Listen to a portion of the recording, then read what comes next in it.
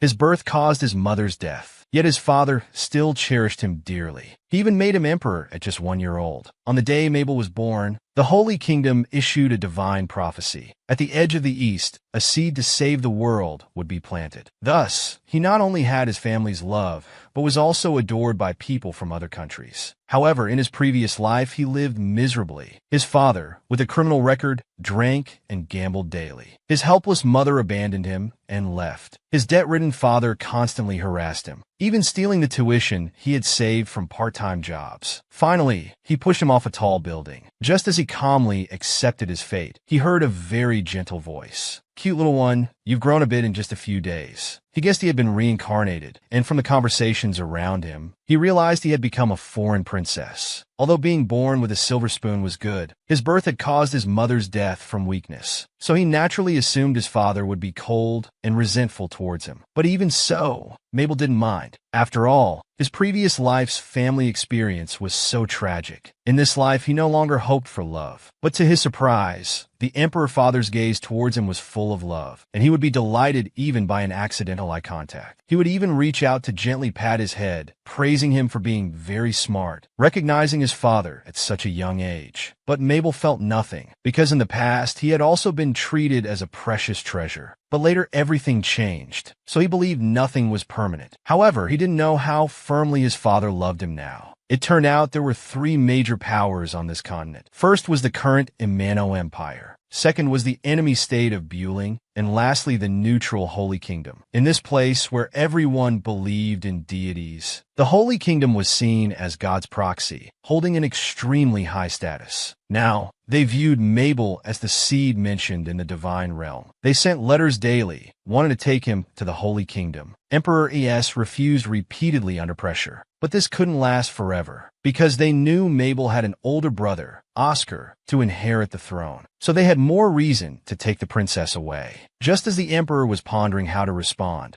Crown Prince Oscar burst in and asked, "When will you agree?" Never had he seen such boundless doting on a daughter. Just now, while the emperor was troubled about how to handle the Holy Kingdom's desire to take the princess away, the crown prince suddenly burst in, asking when the emperor would agree. Surprisingly, Oscar was talking about visiting his sister Mabel. He had waited a whole month for this day. Not only was he too excited to sleep last night, but he had even ended his sword lessons early today. The emperor initially planned to refuse, but seeing the little one's disappointed look, he decided to let the siblings meet. After all, his daughter was still young and wouldn't remember him. Shortly after, they arrived at the princess's room. Mabel, who had just fallen asleep, was awakened. Pouting unhappily, he thought, "This person has come again." He wished he had pretended to be asleep. Suddenly, a head peeked out beside his bed. Looking at this unfamiliar face, he made some deductions. He confirmed this boy was the brother the wet nurse mentioned. Mabel, irritated, wanted to drive them out. But as a 1-month-old baby, he could only make cooing sounds. Oscar was very excited at this, saying Mabel must be calling for her brother. The emperor, not to be outdone, said she was clearly calling for daddy. Mabel was speechless. He could only stare at the wet nurse for help, but she thought he was hungry. To get rid of the two quickly, he desperately drank milk. But it backfired, making the emperor even happier. He wanted to feed his daughter himself. No matter how much he struggled, it was useless. So he could only close his eyes and gulp it down. Inevitably, he ended up throwing up all over the emperor. Everyone panicked, as the emperor used to be quite fierce. But surprisingly, he wasn't angry at all. Instead, he laughed. "Our Mabel's spit up is holy." He then gently wiped the milk from his daughter's mouth. This strange scene worried Mabel. He hoped the crown prince nearby would say something to the emperor. But Oscar was very excited about holding his sister. Mabel was at a loss for words.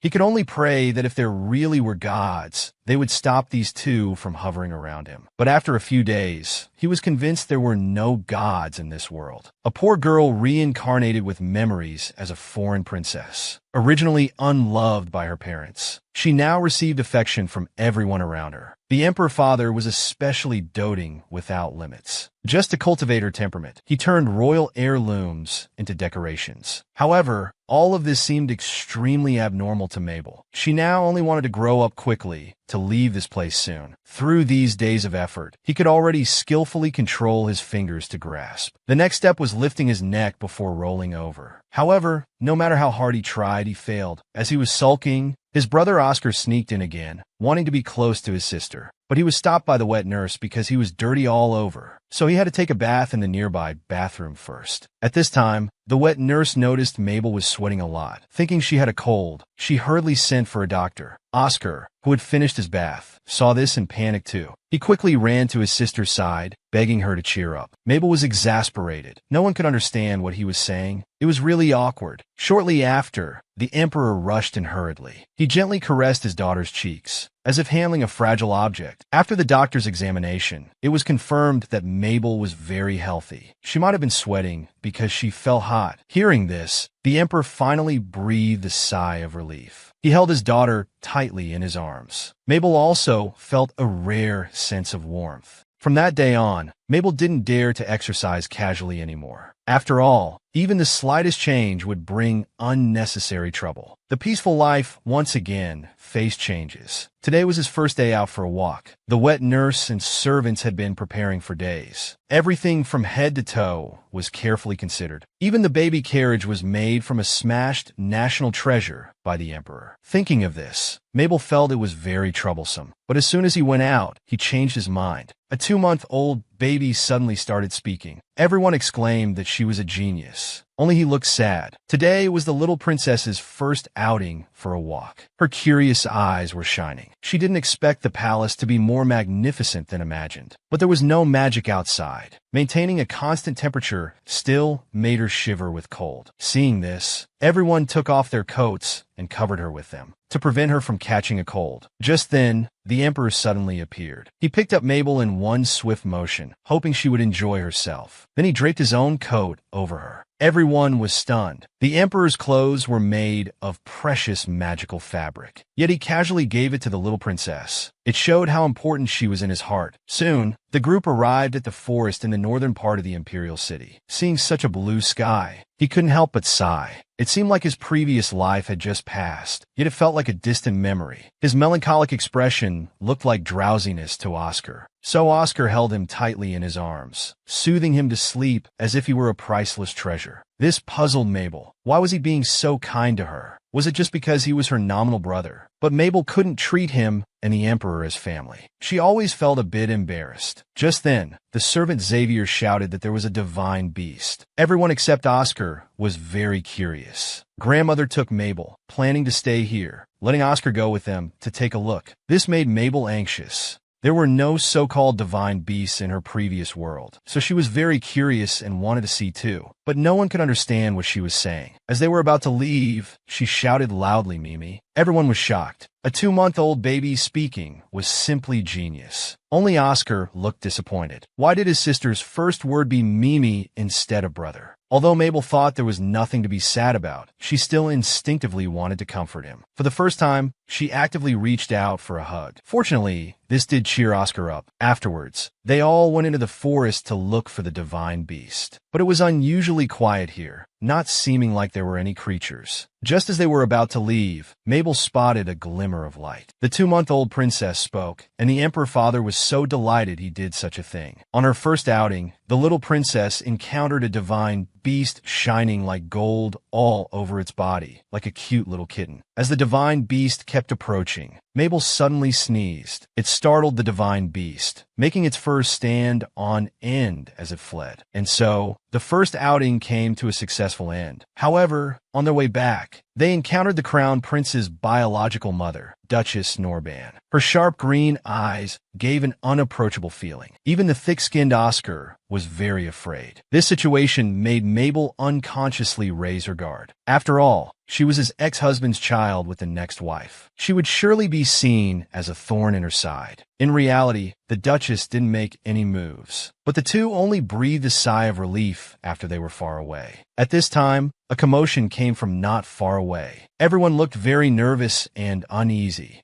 A group of knights holding long swords surrounded a boy wearing a black cloak. The scene was chaotic. Clearly, The night was no match for the boy. At that moment, their eyes met. The next second, the boy suddenly lost consciousness and collapsed. It turned out the boy's identity wasn't simple. He was the enemy country Dublin's strongest weapon, known as the Demon of Dublin. In a recent battle, he suddenly froze in place and was captured. Just now, on the way to the underground prison, he suddenly lost control and almost caused a big fire. The advisor was very anxious. If the emperor found out about this, it would surely incur his wrath. But unexpectedly, when the emperor heard the princess was safe, he didn't say much more. Instead, upon learning that Mabel had called out Mimi to the divine beast for the first time, he suddenly crushed the expensive teacup in his hand. Then, leaving a pile of urgent matters to be dealt with, he ran to Mabel's chambers. He started troubling the servants randomly. Mabel knew his intention, so to help her wet nurse, she shouted Mimi again. Hearing his daughter speak for the first time, the emperor's eyes lit up with joy.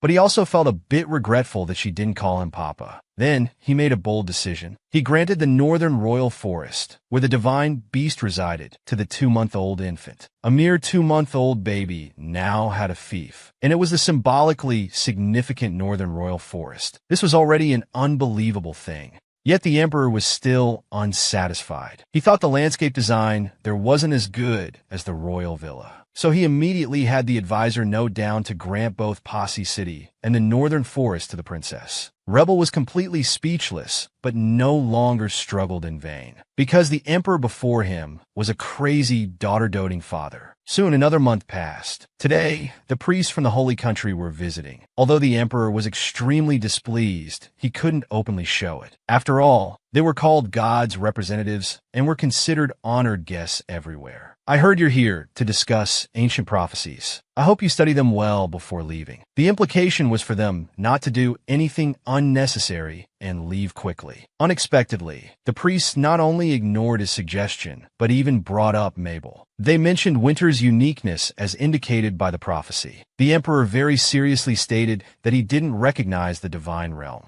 Based on just an ambiguous prophecy, you want me to send such a young and fragile child to the Holy Country? That's absurd. The priest smirked. He took out the late emperor's pendant from his pocket. It turned out that the late emperor had received help from the Holy Country to successfully ascend the throne, so he left the pendant as a token. So you want me to repay the late emperor's debt with my child? How can I accept this? Seeing the situation, the priest didn't persist. He only requested to meet the princess. At this point, the emperor couldn't refuse again, but he still set conditions. You must keep a 20-meter distance from Mabel. Magic and divine power are strictly forbidden. If you dare to pose any threat to Mabel, you'll be executed on the spot. The priest felt embarrassed for the first time, experiencing the emperor's love for the princess. Meanwhile, Mabel was preparing to listen to Oscar tell a story. She thought it would be a fairy tale, but what he said was shocking. Regarding Agel's advocacy of Bordeauxism, he was reading enthusiastically about some nonsense, but Mabel, displeased, launched a pacifier attack at him. Only then did Oscar realize his sister didn't like it. Next time, I'll bring more interesting books. Just then, there was a sudden commotion at the door. The emperor entered with the priests. So this is the princess. With just one glance, Mabel felt a turmoil in her heart. The little princess rolled over for the first time. It almost caused a diplomatic crisis between two countries. The little princess felt terribly sick upon first seeing the priest from the Holy Kingdom. And the closer the priest got, the stronger her reaction became. Fortunately, the emperor stopped it in time. Mabel is very shy. Let's end it here for today. The priest didn't insist further, but reminded before leaving, recently, Dublin's movements are unusual, even approaching the Holy Kingdom. If it's to retrieve Dublin's demon, it could potentially endanger the Amano Empire. Please be vigilant. After saying this, he looked at Mabel beside him, then turned and left. As the priest disappeared, the uneasy feeling in Mabel's heart instantly vanished. There was no hostility in her eyes. This still felt a bit strange. That night, Mabel pretended to sleep to trick the wet nurse away. Then she began to secretly practice rolling over. But for a 3-month-old baby, this was still too difficult. But she wanted to learn to walk early, because her father and brother's daily loving care made her uncomfortable. Although it felt cruel, she still decided to grow up and leave early. Just then, the sound of footsteps came from not far away. It was the priest from earlier. "You're awake. I've come to take you, Your Highness." Mabel didn't know what the man intended to do, but sneaking around late at night was surely not good.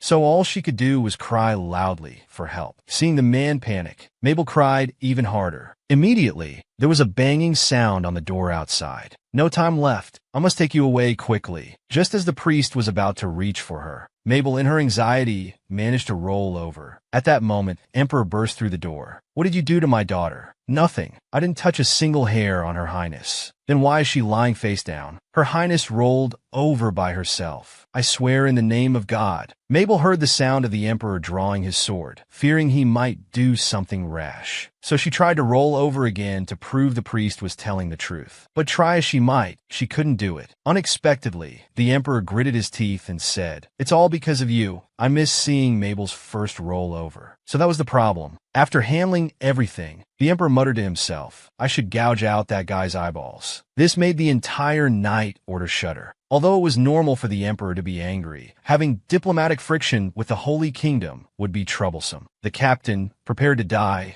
said, "Your Majesty, I don't think we should use criminal law on the offender for this matter." "Not necessary." Mabel cried. That guy scared her to tears just by approaching. I want to tear him to pieces. If Mabel hadn't been born, I would have done so. The knights inwardly cheered, "Long live the princess." Since you're so against it, I'll spare his life. Let's see the Holy Kingdom's reaction first. But Mabel needs a personal guard. Volunteer yourselves. At first glance, this seemed like a good job to avoid training, but in reality, it was a life-threatening position. So everyone lowered their heads. Just as the Emperor was about to get angry, a man pushed open the door. "I'm willing to be the princess's guard." The Emperor was choosing a night guard for his daughter, but none of the knights dared to volunteer, because they knew if anything happened to the little princess, their lives would be forfeit. Unexpectedly, the former empress's brother volunteered himself, and the Emperor agreed. The next day, they met for the first time. The man suddenly appeared with a grin, startling Mabel. She even spit out her pacifier. "Did I scare the little princess?" "Oh, even when scared, she's so cute." Mabel found it absurd and started flailing on the bed. The man felt awkward. Did she dislike me at first sight? Just then, the wet nurse entered and greeted the man. "Lord Norban, you're here early." Mabel was stunned. Isn't that the surname of the former empress's family? The man chatted smoothly with the wet nurse. "You're even more beautiful than before. Just thinking about seeing you every day makes me feel incredibly happy. Haha, you're still as sweet-tongued as ever." With a swordsmanship master like Lord Norban as the princess's guard, I can rest assured. Mabel finally understood the situation. But how could the Emperor be so trusting to hand her over to someone from the former empress's family? Acting familiar on first meeting, and flirting with the wet nurse so brazenly. He's clearly a playboy.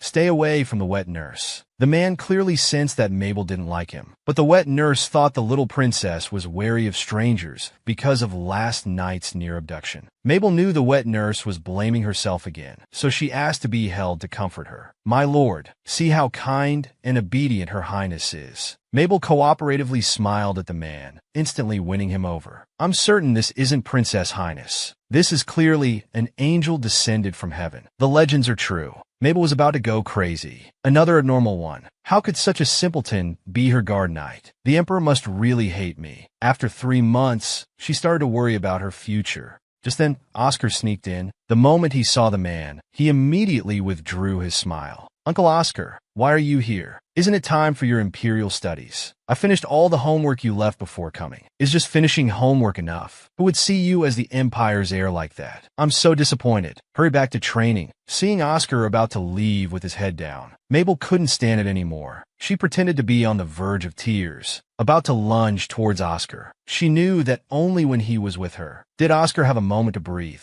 so she glared angrily at the man and shouted Mimi. The wet nurse hurriedly explained Her Highness is a bit fussy. "For now, please guard outside the bedroom. And Her Highness is very fond of the Crown Prince. That's why he comes to visit every day." There was no choice now. Let the Crown Prince play with the princess. He turned and left dejectedly. As he walked out, he ran into his sister, Duchess Norban. "I heard you volunteered to be the princess's guard. So, how do you feel after seeing her in person?" The former empress's brother had voluntarily requested to become the little princess's personal guard knight. At their first meeting, Mabel disliked him because of his attitude towards Oscar. After Lysander left, the former empress, Duchess Norban, was waiting outside the door. She asked how he felt after seeing the princess in person. The man said that in all his life, he had never seen such an endearing child. She was as cute as an angel. The Duchess had a thoughtful expression. Her brother couldn't figure it out. Could it be that his sister disliked the princess? Because in his view, his sister didn't even like her own child. She had been very strict with Oscar since he was young. She even told him, as Oscar's teacher, not to be soft-hearted. So Oscar's once warm and kind uncle suddenly became very strict. Lysander was a bit worried that his sister might hurt the little princess in the future. But that's a story for another time. The urgent matter now was to find a way to make the little princess not dislike him. Soon, summer began. In the midst of a dull life, Mabel had secretly learned to crawl. Now she had started to eat some solid food. She was also looking forward to growing up quickly, to try what delicacies taste like. After all, in her previous life, she was so poor she could barely afford food. During these days, Lysander still peeked at her from outside the door every day. For Oscar's happiness, Mabel always put on a very angry expression. Although she felt a bit sorry for the man, for Oscar's sake, she couldn't soften her heart. She lay on the bed, staring blankly out of boredom. When the wet nurse noticed, she decided to take her for a walk by the lake. If we go to the northern forest, we might see the cat you like. Mabel seriously explained in English that she wasn't so obsessed with the divine beast. But the wet nurse thought even more that Mabel liked it. She no longer struggled in vain. There was no way to clear up the misunderstanding before she could speak. When they arrived outside, the weather was already very hot. This was something they couldn't feel in the temperature-controlled chambers. Afraid she might get sunburned, the wet nurse hurriedly put up an umbrella. Suddenly, she smelled the fragrance of nearby flowers. This made her extremely happy. After all, she had never received flowers in her previous life. Even at graduation, she could only watch others taking photos with their parents, holding bouquets. Just thinking about her experiences in her previous life made her very sad. At this moment, Xavier picked her up, intending to go look for the divine beast. The two went deep into the forest. Sure enough, they saw Mimi. Although they had seen it once before, its golden glowing fur still amazed them. After playing with Mimi for a while, Mabel was sweating profusely from the heat. Xavier decided to take her back to the lake. Let's say goodbye to Mimi. Mabel felt extremely awkward, but seeing Xavier's smiling face, she could only play along half-heartedly. Oh, how wonderful! The people around her would always praise her for these little things, making Mabel feel uncomfortable. As they were about to leave, she vaguely heard the divine beast saying to come again. Obviously, no one else heard it, so she thought it was an auditory hallucination and didn't pay attention to it. Then, the mischievous Mabel deliberately pointed around, making Xavier run around the lake. This way, Lysander also had to circle from afar while secretly protecting her. Finally, Xavier was exhausted. "Your Highness, can we rest for a while?" Taking advantage of no one paying attention to her, Mabel began to secretly practice crawling. As she crawled farther and farther, she suddenly saw a black belt poking out from the bushes. The curious child parted the bushes to look, and it turned out to be Dublin. The first time the little demon princess crawled alone by the lake, she encountered the demon of Dublin. She was very confused about why the boy would appear here. Had he escaped from prison? Seeing his face covered in blood, Mabel was a bit worried. She didn't expect the Empire to use torture on children. It was too much. Mabel originally wanted to help wipe the bloodstains clean, but with her current body, she could only crawl a few steps at most and couldn't even speak. Suddenly, the wet nurse noticed she had crawled too far and hurriedly called Xavier to bring her back. Mabel panicked, because the boy absolutely must not be discovered, so she picked up leaves from the ground, intending to hide him. But the boy suddenly opened his eyes. Their eyes met, and Mabel felt as if she was being drawn into the boy's red eyes. Seeing Xavier getting closer, Mabel hurriedly left and went back with them. This was the only thing she could do, hoping the boy would be safe. In fact, the boy had been conscious all along. What happened before seemed like a dream, a very long dream. In the dream, he felt like a walking corpse, completely out of control, ruthlessly killing friend and foe alike. When he regained consciousness, he found himself locked in a dungeon.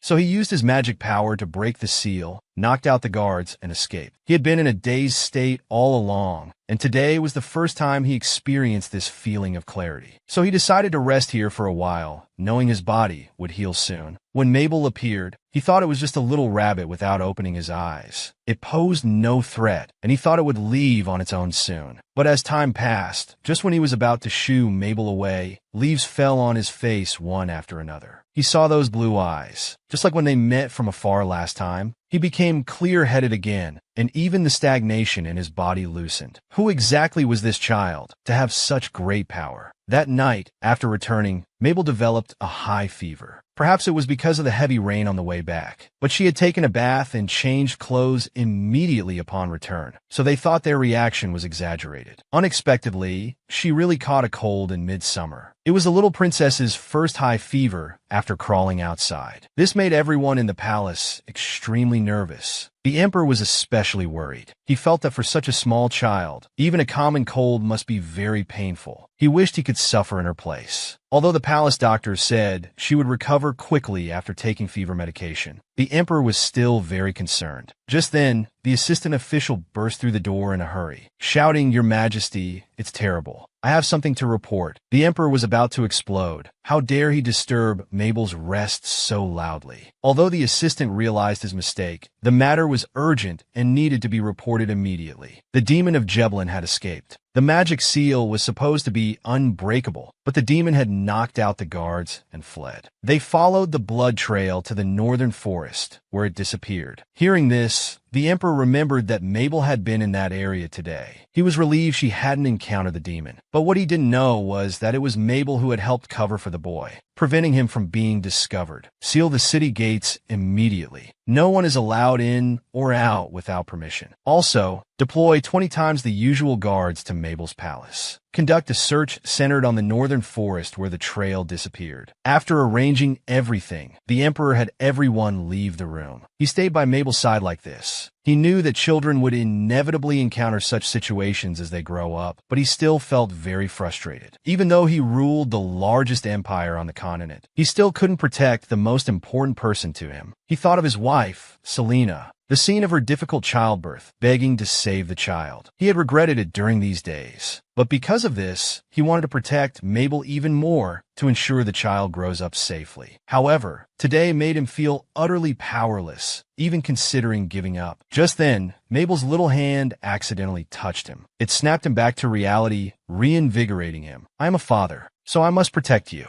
At this moment, the feverish Mabel hazily returned to her past life. Sick, he struggled to find expired medicine at home. With no water, he could only endure the pain. Late at night, he couldn't understand why he had no parents to care for him, why strangers looked at him with pity, yet no one could answer. In a daze, he heard the emperor's voice, feeling someone helping to cool him down, giving him medicine, gently stroking him. Mabel thought it was all a dream, because he was Ian Dantion, who had no father. But experiencing warmth for the first time, he still craved this feeling, only wishing this dream could last a little longer, just a bit longer. Many people want to see Princess Mabel. Look for this app, open it, and enter Path of the Beloved. Click on the first one to watch. The little princess's first high fever made everyone in the palace anxious, especially the emperor. He even personally took care of her all night. The next day, Mabel woke up from her sleep. A bad cold should have left her burning hot and dizzy, but now she felt refreshed and not uncomfortable at all. However, when she turned over, she found the emperor sleeping in a chair nearby.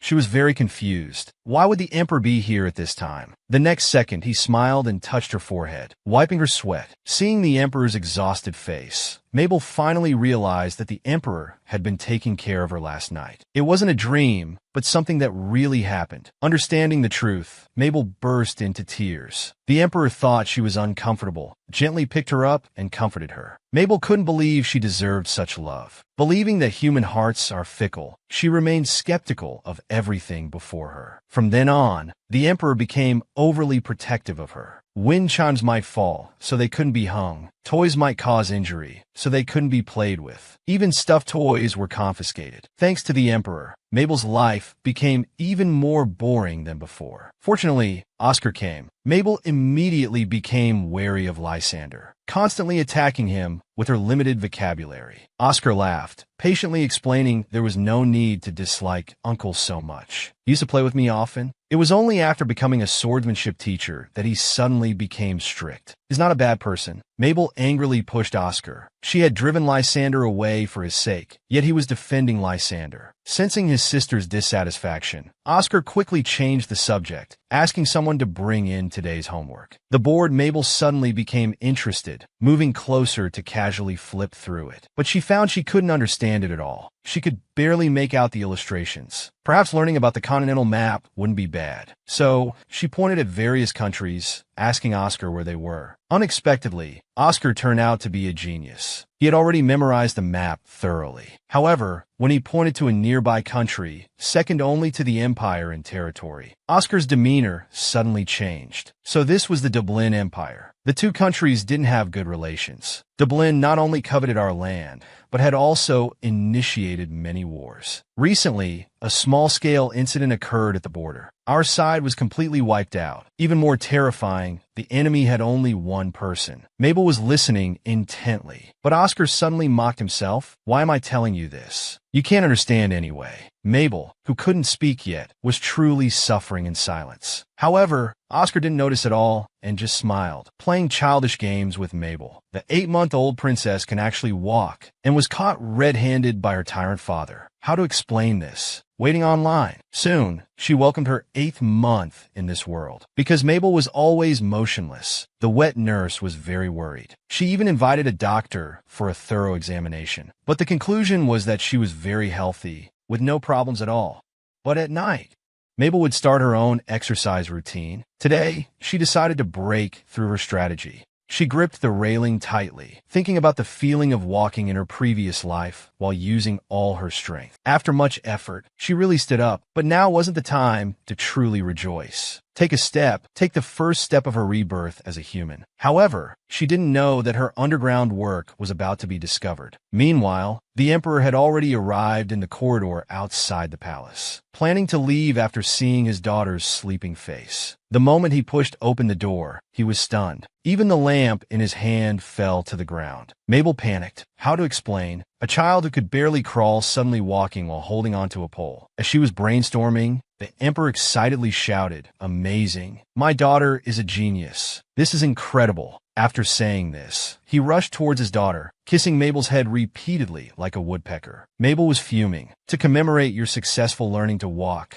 I must give you a gift. I've decided. I'll give you the Principality of Westend. It's known for its fertile land and is a famous holiday destination. Mabel was completely shocked. Not a red fruit, but a principality. The next day at the meeting, a minister reported to the Emperor about the Dublin demon escaping back to the border, and all our dispatched men being defeated. They expected to face thunderous anger. But surprisingly, the Emperor wasn't angry. Instead, he seemed to be in an extremely good mood. It was obvious without looking. It was because of the little princess. Did something happy happen? You seem to be in a very good mood. Mentioning this, the Emperor was very proud. Mabel can walk. She's truly a genius. So I've decided to bestow the Principality of Westend upon her. Everyone present was shocked. That was a reward the Emperor received when he was still the crown prince, a crucial political, geographical, and diplomatic location. In a few months, it would be the little princess's first birthday. One couldn't imagine how grandly her first year would be celebrated. What does this princess, who has never appeared in public, look like? After the meeting ended, the Emperor put down the documents that needed to be processed and hurriedly walked towards his daughter's room. The next second, he was stopped by Marquis Gardenia. "Your Majesty, can you let me see the princess now?" The 8-month-old princess met her grandfather for the first time. She sweetly called him Grandpa, melting the Marquis's heart. After the meeting, Marquis Gardenia requested to see his granddaughter. This made the Emperor very unhappy, because since Mabel was born, he had been nagging for 3 months. He finally stopped for a while, and now he's at it again. "It's been 8 months now. Can you let me see her now? Mabel is still too young, but you just said she can walk." Hearing this, the Emperor wanted to slap himself for being so careless earlier. Moreover, The princess is the heir to the Gardenia family, isn't she? It's really troublesome.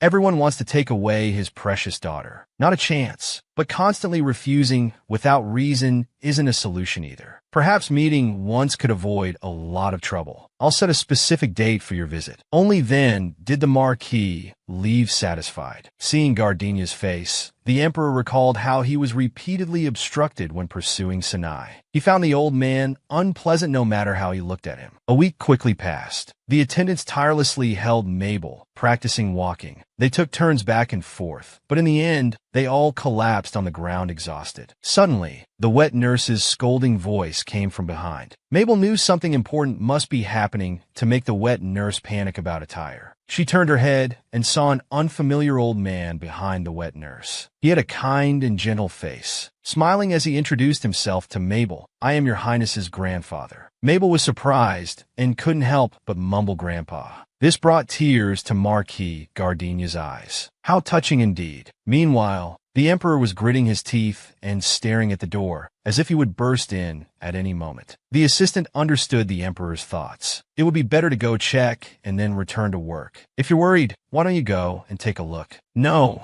that would make me look like a daughter-obsessed man." In fact, everyone thought so, but the assistant didn't dare to say it. He could only lie to trick the emperor into going. But unexpectedly, the emperor had no intention of dealing with official business. He quickly left the room, playing truant. At this time, the Marquis had just stopped crying and began to accuse the emperor of cruelty. According to the Marquis, Sinai was the most beautiful and popular person in the empire, while the current emperor was tyrannical and willful as the crown prince, treating people's lives as grass. He was thrown onto the battlefield by the late emperor to fend for himself, with an extremely bad reputation. Later, he not only proposed to Sinai immediately after his divorce, but also prevented him from seeing his granddaughter. It was too much. Hearing these words, Mabel couldn't help but be moved. Although she didn't view the Marquis as her grandfather, he was her only relative in this world. So she gently patted the Marquis's hand comfortingly, calling him grandpa. Just then, the emperor pushed open the door and entered. The suffocating tension between father-in-law and son-in-law instantly erupted. It's really a lose-lose situation for anyone involved. Is it that all fathers-in-law and sons-in-law don't get along?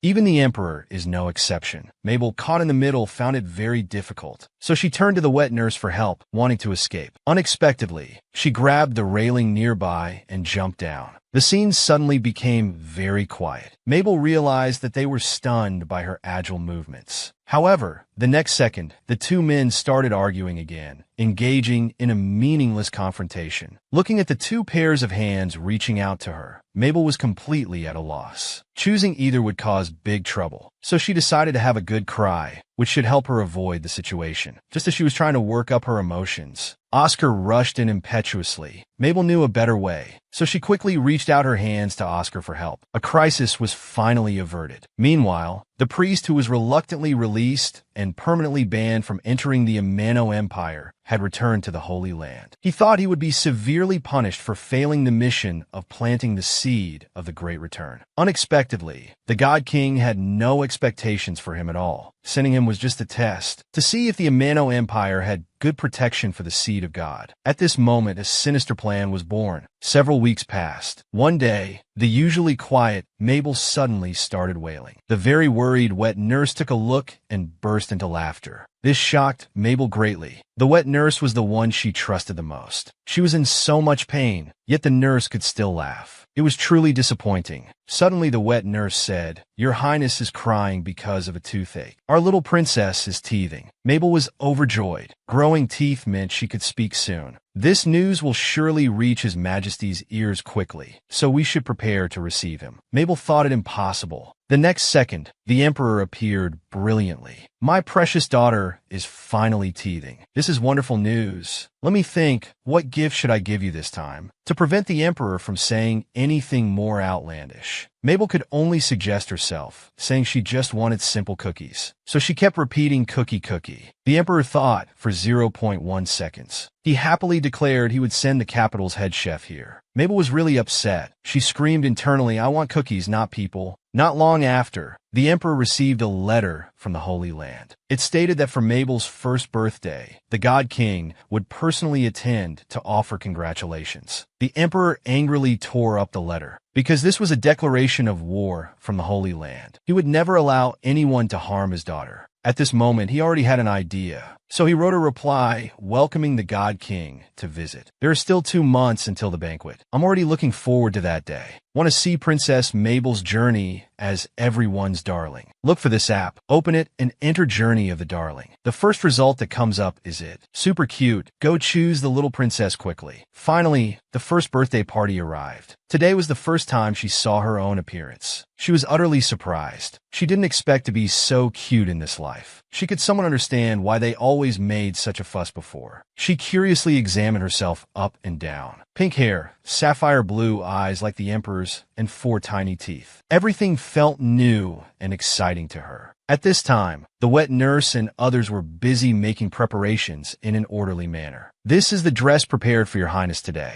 Isn't it beautiful? Mabel's heart was instantly touched. She couldn't believe that she, who couldn't even afford food in her previous life, could now wear such a beautiful and gorgeous dress. After the wet nurse's careful grooming, Mabel finally changed into her clothes. Everyone was captivated by her cuteness. Just then, the emperor pushed open the door. He happily picked up his daughter, smiling and wishing her a happy birthday. Mabel was belatedly touched. This was the first time she had heard someone say these words to her. When she was young, no one ever celebrated her birthday. Even when she grew up, she was always alone. So this is how it feels to receive blessings. Just then, the court official notified them it was time to enter. Mabel was very nervous. After all, from birth until now, she had met fewer than 10 people. And beyond this door, countless eyes would be watching her. The emperor noticed her unease. He softly comforted her. There's nothing to fear here. They are all here to please you, not for you to please them. Thanks to the emperor, Mabel was so scared she lost all strength. Now presenting His Majesty the Emperor and Mabel, Princess Gardenia. After a round of applause, the scene suddenly fell silent. Looking at the chair next to the throne, Mabel already felt immense pressure. But unexpectedly, the emperor placed her on the throne itself. Everyone present was dumbfounded. The emperor, however, began to eloquently introduce his daughter, saying how brilliant she was. Although the family members all agreed, Mabel felt extremely embarrassed. She wanted to dig a hole and crawl into it. As the emperor announced the start of the banquet, most people began to enjoy themselves. Oscar, meanwhile, approached his dear sister with a smile. The 1-year-old princess had become the new emperor. What exactly was going on? Today was the little princess's first birthday banquet. Brother Oscar came over smiling, wishing her a happy birthday. He also exposed the emperor's childish order that no one was allowed to congratulate Mabel first.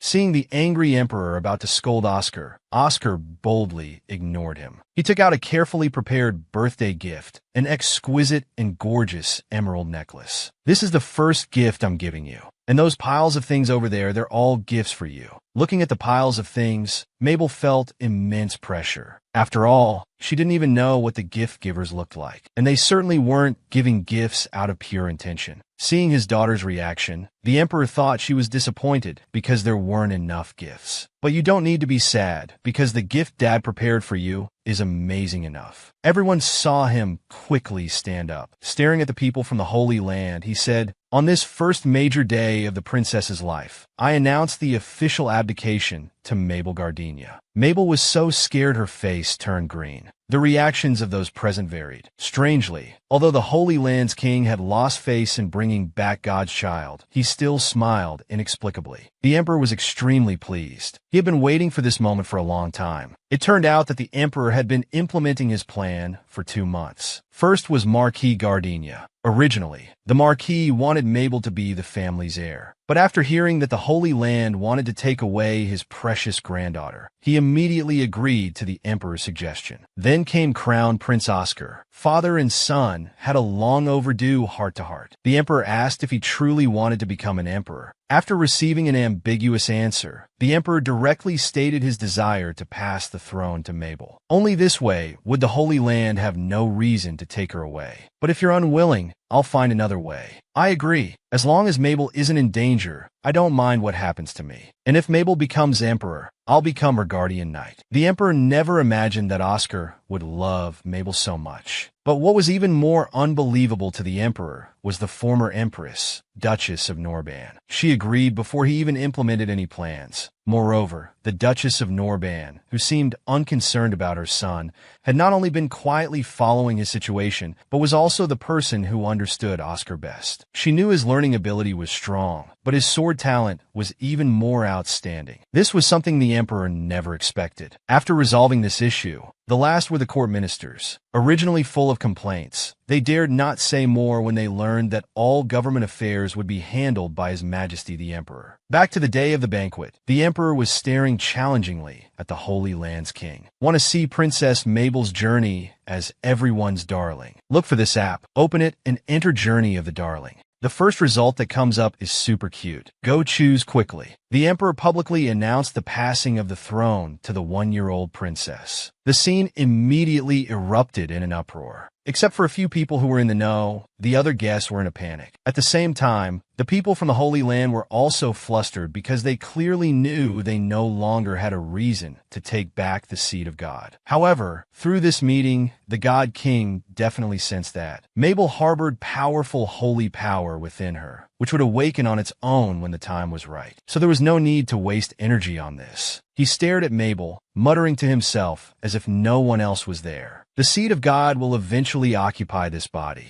In the end, you will still come to find me, because the power you possess is enough to drive those around you mad. At this moment, the emperor on the stage was frowning with displeasure. He had originally thought the Holy Land would directly snatch the person, which would escalate it to a national level. He didn't expect them to be so calm. But it didn't matter. As long as Mabel was safe, that was good enough. The emperor believed from the bottom of his heart that Mabel was too young to understand these complex matters, so he didn't seek her opinion in advance. Unexpectedly, Mabel broke down, crying on the spot. She never imagined the emperor would be so ruthless. At the same time, she felt sorry for Oscar. He had been studying hard every day to inherit the throne in the future, and now it was taken away just like that. The emperor had no choice but to have the wet nurse take her back first. Mabel cried sadly for a whole day, so much so that her eyelids were swollen when she woke up the next day. She couldn't understand why the emperor did this. Was it because her grandfather made her the heir, and the emperor had a bad relationship with her grandfather, so he did this? But when it was announced yesterday, all three of them were very calm. Then there was only one truth. They had agreed on this in advance. Realizing this, Mabel broke down again. She was the only one kept in the dark. The two people in the room were in a panic, not knowing what had happened. They could only guess while holding her. At this moment, Mabel also realized that if she wanted to get angry, she should confront the culprit of this matter. So she tried hard to call out Papa, although it came out as Baba. But it was still enough for people to understand. The maid excitedly carried Mabel to find the emperor. They arrived at the dining room door.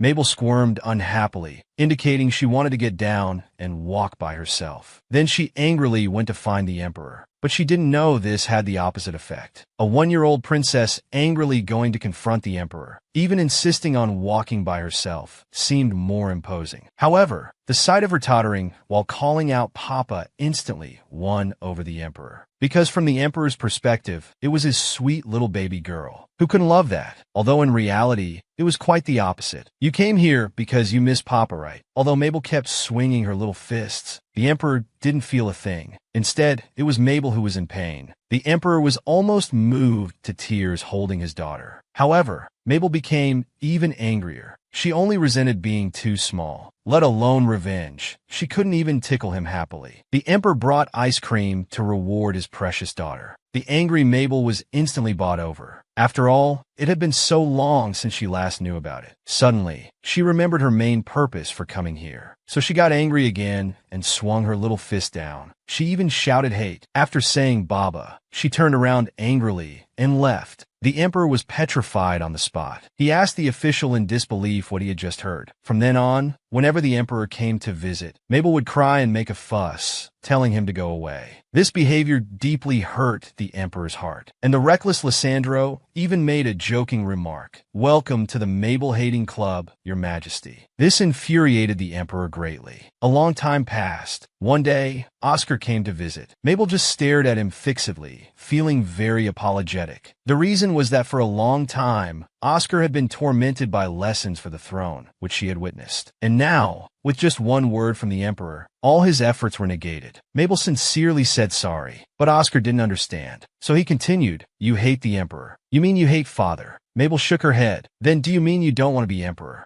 Oscar fell silent. This made Mabel very sad, thinking he must be heartbroken. But the next second, Oscar happily jumped up. Because his sister was so young, yet could understand what he said, she was simply a genius. He held Mabel in his arms and softly comforted her. "So you don't want to be emperor either. But there's no choice. It's a form of protection for you. You don't need to feel sorry for me. Actually, I don't want to be emperor. On the contrary, being able to help you by your side makes me very happy. If there's a chance in the future, I'll explain everything to you one by one." Meanwhile, the emperor received news of a mine dispute outbreak in the south. The news stated that Duke Havel, who went to investigate the southern mines, happened to be on his way back. Such a coincidence made him suspect the Duke was involved. Unfortunately, the old fox never dirted his own hands. Instead, he used other nobles, causing their downfall. The emperor's anger made everyone present afraid to breathe. The emperor suddenly had a fit of anger during the meeting. Everyone present was very nervous, but unexpectedly, he muttered to himself, "I need Mabel." Everyone's expressions changed from concern to confusion. Minister Su anxiously confirmed again and again. Although the emperor angrily told him to shut up, he still felt some sympathy for this hot-tempered emperor. After all, he had given his all, but was disliked by his daughter. The emperor instantly became gloomy and terrifying, looking as if he was about to have him beheaded on the spot. To save his life, he hurriedly revealed information. The princess goes out for a walk every day recently. Hearing this, the emperor's expression instantly softened. He grabbed his coat and rushed out. However, due to recent events, he only dared to look at his daughter from afar. She had not only grown a bit taller, but her hair had also grown 1.4 millimeters. Not knowing why his daughter suddenly disliked him made him feel very troubled. Mabel, while playing, suddenly felt someone watching her. She turned her head, but the presence had already vanished. The emperor had just left to meet with the coronation ceremony organizer. At this moment, the divine beast suddenly appeared. It leaped onto Mabel in a flash, startling her greatly. She felt both excited and nervous. Oscar smiled and told his sister she could pet the divine beast and praise it. Mabel did so in her childish voice. Unexpectedly, she suddenly heard an impatient voice. Mabel looked around for the source of the voice, even thinking she was hearing things. Surprisingly, the voice continued, "Where are you looking? I'm right here." Only then did Mabel realize that it was the divine beast talking to her. This was simply unbelievable. The divine beast stared at the cat food in front of it and kicked it dissatisfied. It emphasized again that it was not a cat. "I am a divine messenger born to assist you. If you understand, then give me some food that humans can eat." Mabel's eyes were full of doubt. This made the divine beast jump with anger. But just then, the wet nurse suddenly appeared, ending today's walk. Because they needed to measure the dress for the coronation ceremony today, it would be very busy. Behind them, only the divine beast's miserable cries remained. On the way back, the two unexpectedly ran into each other. Mabel heard that the emperor had fainted during the last meeting. She wondered if he was feeling better.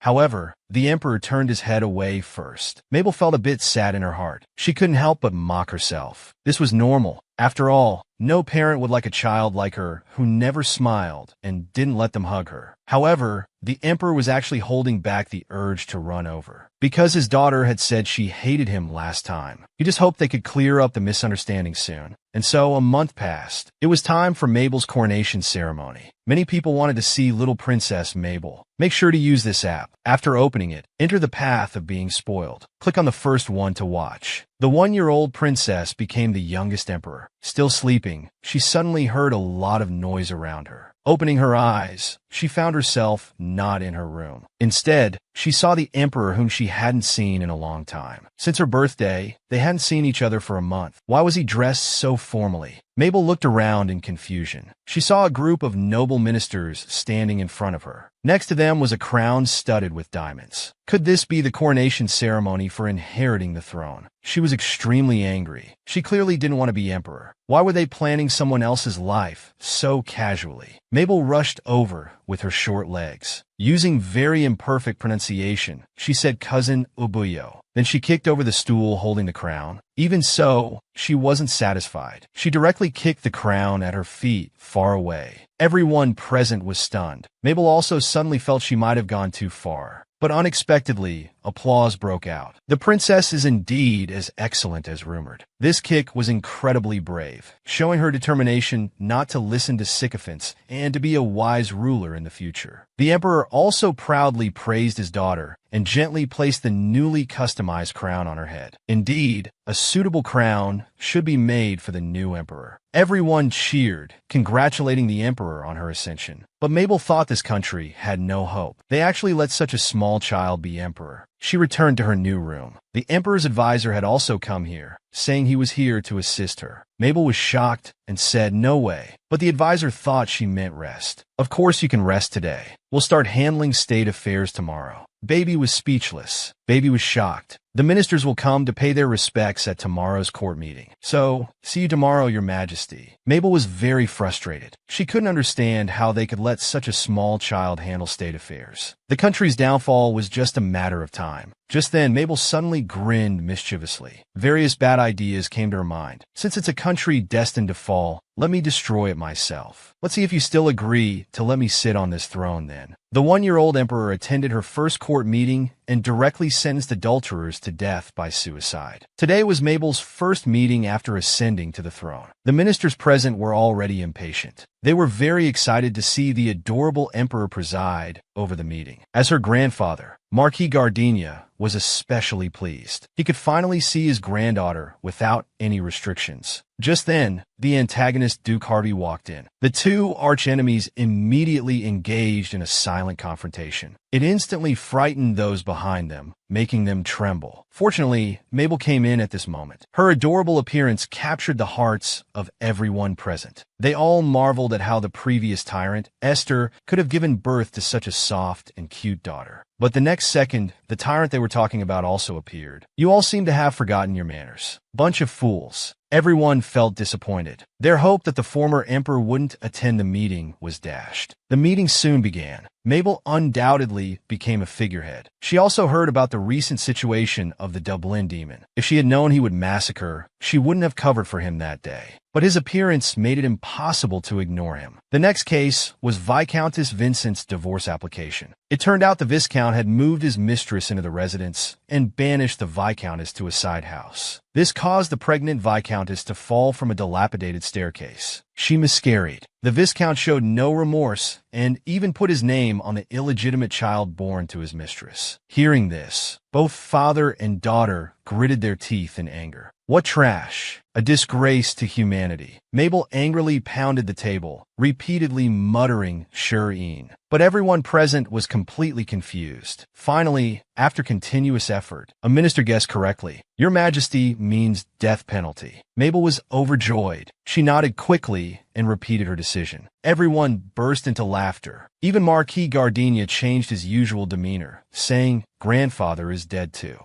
Mabel was furious. Why was everyone just playing with her, treating her words as mere background noise? Finally, to approve Viscountess Vincent's divorce application, she hurriedly stamped it. Back in her room, Mabel was angry and pounded her bed in frustration. Just then, a blond boy suddenly appeared and greeted Mabel. Oscar immediately pushed the boy away and held Mabel in his arms. He gently comforted her. "Don't be scared." The boy was stunned. Was this really Oscar? He seemed like a completely different person. "Hello, baby. I'm Enrique, your brother's classmate." The next second, Oscar pointed his sword at him. "How dare you? Show respect to Her Majesty." The boy immediately knelt down, apologizing for his rudeness. Mabel quickly put her hand on his head, pardoning his offense. Oscar shouted, "No, "Mabel, how could you do this? I want to head pat too." The scene turned into this bizarre situation. The one-year-old emperor prepared to deal with the dreaded old fox. Under the dark, gloomy sky, the Dublin demon, Nanda, regained consciousness. He wasn't sure how long he had been on a rampage today. It turned out he was under a curse. Not only was his body immortal, but even his mind was being controlled. He really wanted to escape from this quagmire, to soar high like an eagle. Suddenly, he remembered Mabel. It seemed that the moment their eyes met, he became completely lucid. He couldn't help muttering, "Perhaps the child could lend me a hand, helping me achieve the death I've long awaited." Time quickly passed, and 4 months went by. Before she knew it, Mabel had been emperor for 4 months. During this time, she replaced her weaning diet and finally got to eat the royal delicacies. It must be said, it was truly delicious. Now he knew the reason why the emperor passed the throne to him. It was all to prevent the Holy One from taking him away under the pretext of being the seed of God. He couldn't understand why the emperor would go to such lengths for him. And even though he wasn't nice to him, the emperor still maintained that smiling face. Just then, the emperor suddenly appeared, smiling and extending his hand to him. But Mabel still didn't give him a pleasant look. She directly hid in the assistant's arms, because she felt that one thing is one thing, and he pushed her onto the throne without saying anything. Soon today's meeting began. The ministers were all smiling, praising her hairstyle as even cuter today. Mabel was angrily telling them to shut up in her baby voice. This finally brought them to the main topic. This case was about Count Sakara's corruption charges. The moment the verdict was about to be given, the antagonist Harvey jumped out, stating that he would stand on the side of the corrupt count. The ministers thought this was unreasonable, but he directly spoke sarcastically, "Are you opposing my suggestion?" Instantly, all the ministers shut their mouths. Only Gardenia still dared to confront him. The count embezzled all the funds for the city's expansion. Isn't that enough to deal with? But is there concrete evidence for this? His arrogant attitude made Mabel very displeased. The old fox always used that smirking expression to block others' words, making judgments based solely on his own will. How could such a person have a son like Enrique? It turned out that Harvey could be so arrogant because he owned magic crystal mines. After all, in this world, magic crystals were extremely expensive and rare in production. Although the royal family had a considerable stock, it would still be sold out quickly. Seeing the Duke's haughty appearance, Mabel smiled. Perhaps it was time for her to take action. The one-year-old emperor personally dealt with the old fox. It turned out that one night not long ago, Mabel, who was sleeping, was suddenly awakened by intense discussion. But when she got up to look around, she didn't find anyone. She thought it was the attendants arguing outside. But unexpectedly, when she opened the window, she found 2 owls. The panicked Mabel sought out the divine beast early in the morning, explaining that she could hear animals talking. The divine beast lazily stated that this was because Mabel's abilities were beginning to awaken. Later, she would be able to communicate with all living things in this world. "Because God chose you, and I was born to help you. I know you. Your soul is definitely not as young as your body. Although it can't be explained clearly, everything happens for a reason. But you need to explore the reasons behind it yourself." Back at the court meeting, Mabel smiled. This ability was not bad. It could be used to deal with the old fox in front of her. Time passed, and on this day, the assistant was reviewing government affairs. He found that the royal magic crystal reserves were not high and would be sold out before long. At that time, Duke Harvey would become even more arbitrary. What should be done? Just then a baby voice piped up, "Hushi Puo." Mabel came, deliberately complaining that it was too messy here. She said she wanted to help clean up. How could the assistant let Her Majesty do it herself? So he hurriedly tried to grab it from his seat. Mabel took the opportunity to run up. She picked up the ink, smiling and pretending not to know. The assistant immediately felt uneasy. Sure enough, the next second, ink was spilled everywhere, instantly staining most of the documents black. The working man Gustav was heartbroken, but could only quietly go to get something to wipe it. Although Mabel felt sorry, this was the only way to have time alone here. Then, she hurriedly pulled out the prepared documents from her backpack. This was about the purchase of the Rogworm mine in the southwest. Although the handwriting on the document was crooked, it was still legible. Now it just needed the Emperor's seal to take effect. He took the seal from the side and firmly stamped it on.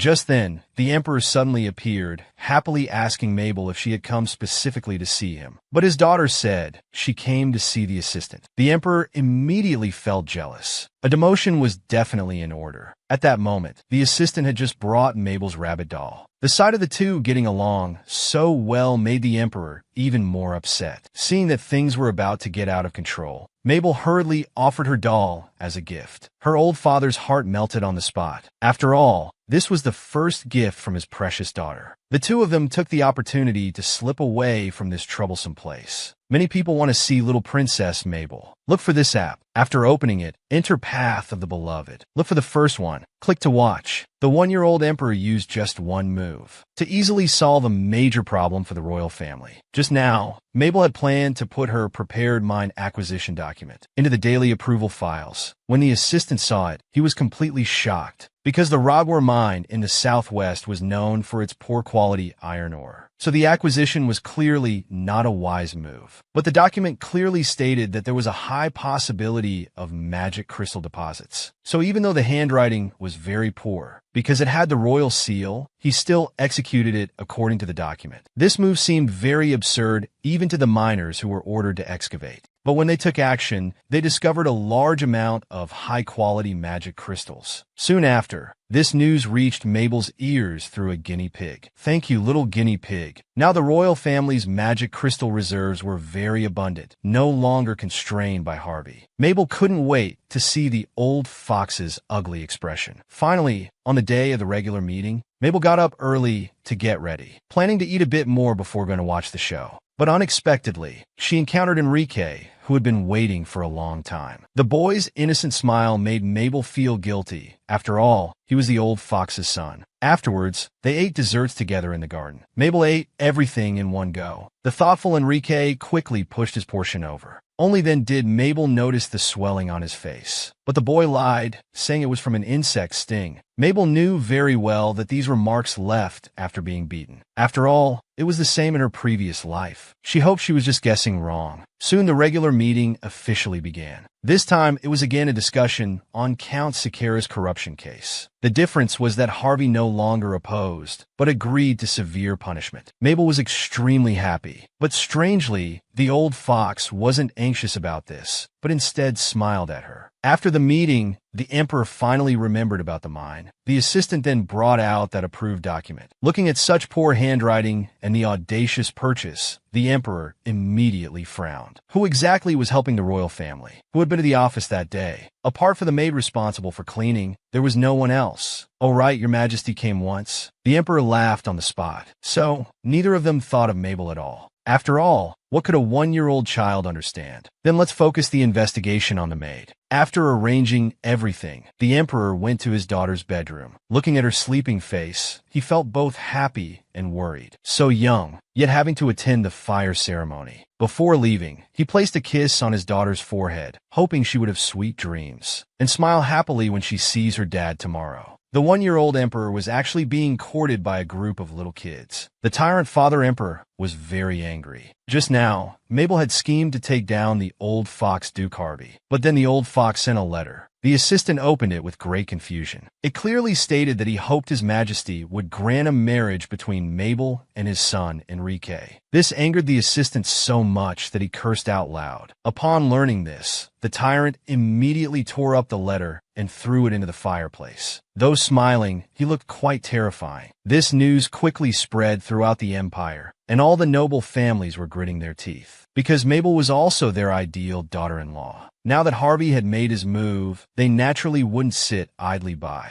So from the next day on, young masters from various families appeared before Mabel. They praised Mabel as their parents had instructed, and offered flowers to please her. But Mabel bluntly said she didn't like flowers. She only liked shiny gold and jewels. Because in her heart, as long as you have money, you don't have to worry about not having clothes to wear or food to eat. Hearing this, the boys shouted as they left, His Majesty says she likes gold. When the emperor heard that his precious daughter didn't like flowers. He thought about how sad she must be spreading flowers in the garden every day. So the tyrant immediately ordered all the flowers in the garden to be removed. The next day, Oscar, who was about to return home, was hugging his sister reluctantly. Although he only went home once every few months, it was clear he was unwilling to leave. After some coaxing from Mabel, he finally got into the carriage reluctantly. After leaving the palace, Mabel went alone to find the divine beast. But no matter what, she couldn't find any trace of it. Suddenly, she bumped into a boy and fell to the ground. The boy was panicked and didn't know what to do. The next second, the tyrant appeared. He gently picked up his daughter and ordered the boy to be thrown out of the palace. But that wasn't all. In the end, he decided that from today on, regardless of family, any boy around Mabel's age would not be allowed to enter the palace. Mabel froze on the spot. What about Oscar, who had just left the palace? The little emperor was not even 2 years old, yet she attracted marriage proposals from various noble sons. This angered the old emperor greatly. He directly issued an edict prohibiting all children of suitable age from entering the palace. This decision affected Oscar, who had just left the palace. Mabel shouted in distress, wanting to say that Oscar was still outside the palace. But the emperor could only understand the word Oscar. Then he was called away by the assistant. Mabel was extremely troubled. She even lost interest in her usually favorite cake, only thinking about how to rescue Oscar.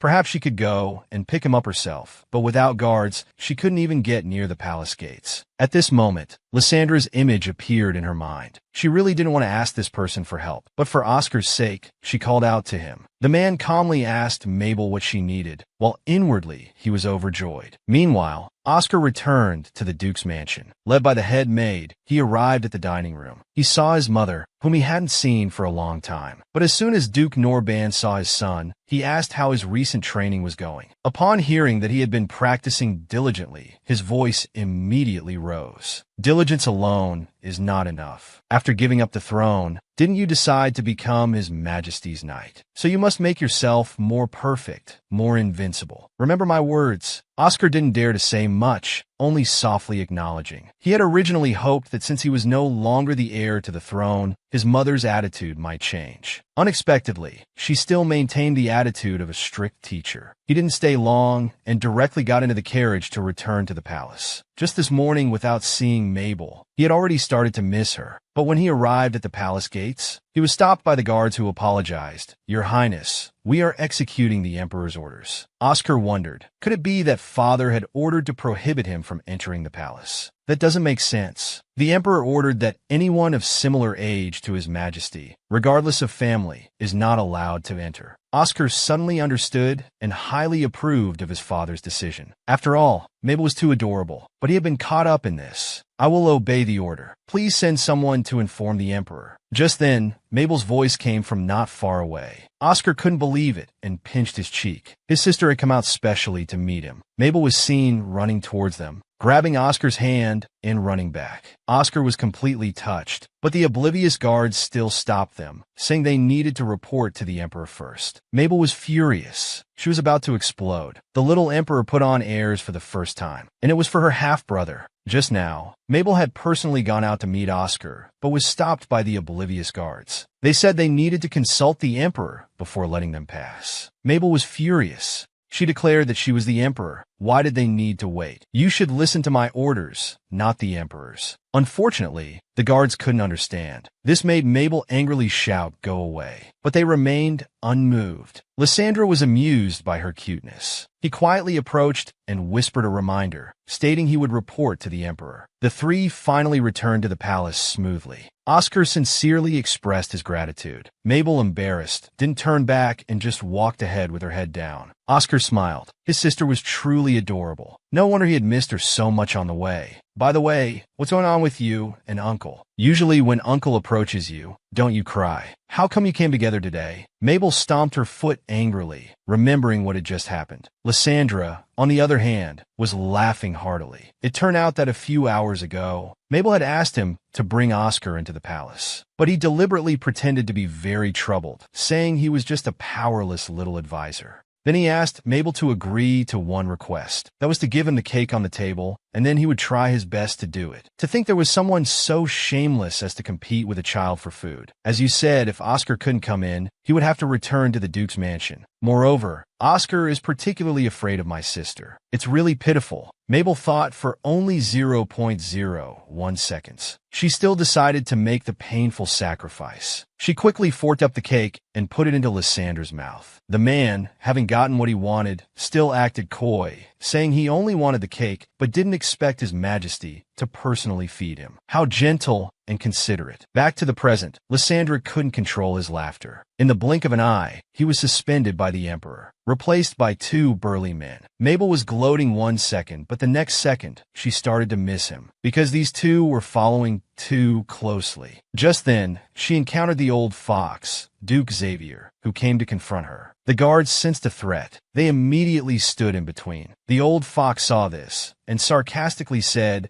they were indeed good dogs raised by the Emperor. To vent her anger, Mabel deliberately pretended not to understand, asking where the dogs were. The old fox played along, saying they were just over there but might have run away now. After hearing this, Mabel asked in a childish voice, "How could dogs run here?" "Duke Xavier, are you stupid?" The little emperor mocked the Duke, calling him a fool who couldn't even distinguish dogs. But the Duke only paused for a moment, then forced himself to smile. "After all, he wasn't here to chat with a child today. I want to talk to you about my son." Mabel was very confused, wondering what he was really up to. "Enrique likes you very much. Do you like Enrique, Your Majesty?" "Yes, I like him." "Then would you like to play with him every day? Live together every day, taste delicious food together, read and write together?" Xavier was still rambling on. Suddenly, an arrow shot over, almost hitting Mabel. Fortunately, the maid was quick-witted and swiftly embraced her, barely dodging it. "Ambush. Quickly protect His Majesty the Emperor." The two personal guards instantly shielded the front, blocking the fierce attack. Xavier seemed to anxiously care for Mabel, shouting that the guards would arrive soon, so there was no need to worry. The next second, another arrow flew over. Xavier sacrificed himself to block it. Only then did Mabel realize that she was the target. If Xavier hadn't been there just now, she would have been done for again. She was so scared that her whole body trembled. She died so miserably in her previous life, and finally reborn here. She didn't want to repeat the same mistake. So Mabel used all her spiritual power, summoning nearby hornets to attack. Instantly, a black mass flew towards the masked person. The scene immediately became chaotic. But even so, it could only hold them off for a moment. Fortunately, the Emperor Wensheng, a master swordsman, arrived. All the assassins fled in panic. "Chase them. Don't let any of them escape." After arranging everything, he hurriedly ran to his daughter's side, carefully checking if she was injured. He held her tightly in his arms, comforting her softly. Mabel saw his anxious appearance, but before she could react, she fainted due to physical exhaustion. 3 days later, Mabel had been continuously unconscious for 3 days. The examination results showed no abnormalities, but it was unclear why she hadn't woken up yet. Through investigation, it was found that this incident occurred because the palace's barrier stone had been bought off, allowing the assassins to infiltrate. And it happened just when the strongest, Lysandra, had been dismissed. Both father and son believed it was sent by Dublin. They gritted their teeth, wanting to capture the culprits. The atmosphere instantly dropped to freezing point. The royal physician was almost scared to death. When will Mabel wake up? Shouldn't that question be asked to the doctor? Their gazes were almost killing the man. The royal physician was so scared that he knelt down and begged, explaining his difficulties at length. Just then, Mabel finally woke up. All three turned their heads simultaneously. The male lead appeared. He immediately challenged the Emperor's bottom line as a daughter-doting father. Just now, Mabel had finally woken up after sleeping for 3 days and nights. The father and son immediately surrounded her, asking if she felt unwell anywhere. The royal physician also sighed in relief. Mabel was confused. She thought she had only slept for a moment. Why did they have such expressions? She didn't know that her 3 days' sleep felt like years to the father and son. In the following days, someone followed her wherever she went. Even the number of guards increased significantly. Today, she finally convinced the two to come out and see the divine beast. Previously, I had hornets closely follow those attackers' footsteps, and I went along to watch. Mabel was eager to know who that person was, but she didn't expect to recognize the mastermind. It was the old fox, Duke Xavier. Mabel was stunned on the spot, because during the attack, Xavier had even taken a sword for her. It turns out, it was all just an act to deceive her. Mabel decided to find a way to get revenge. So, surviving this ordeal was thanks to her superpowers, and the Emperor who came to her rescue.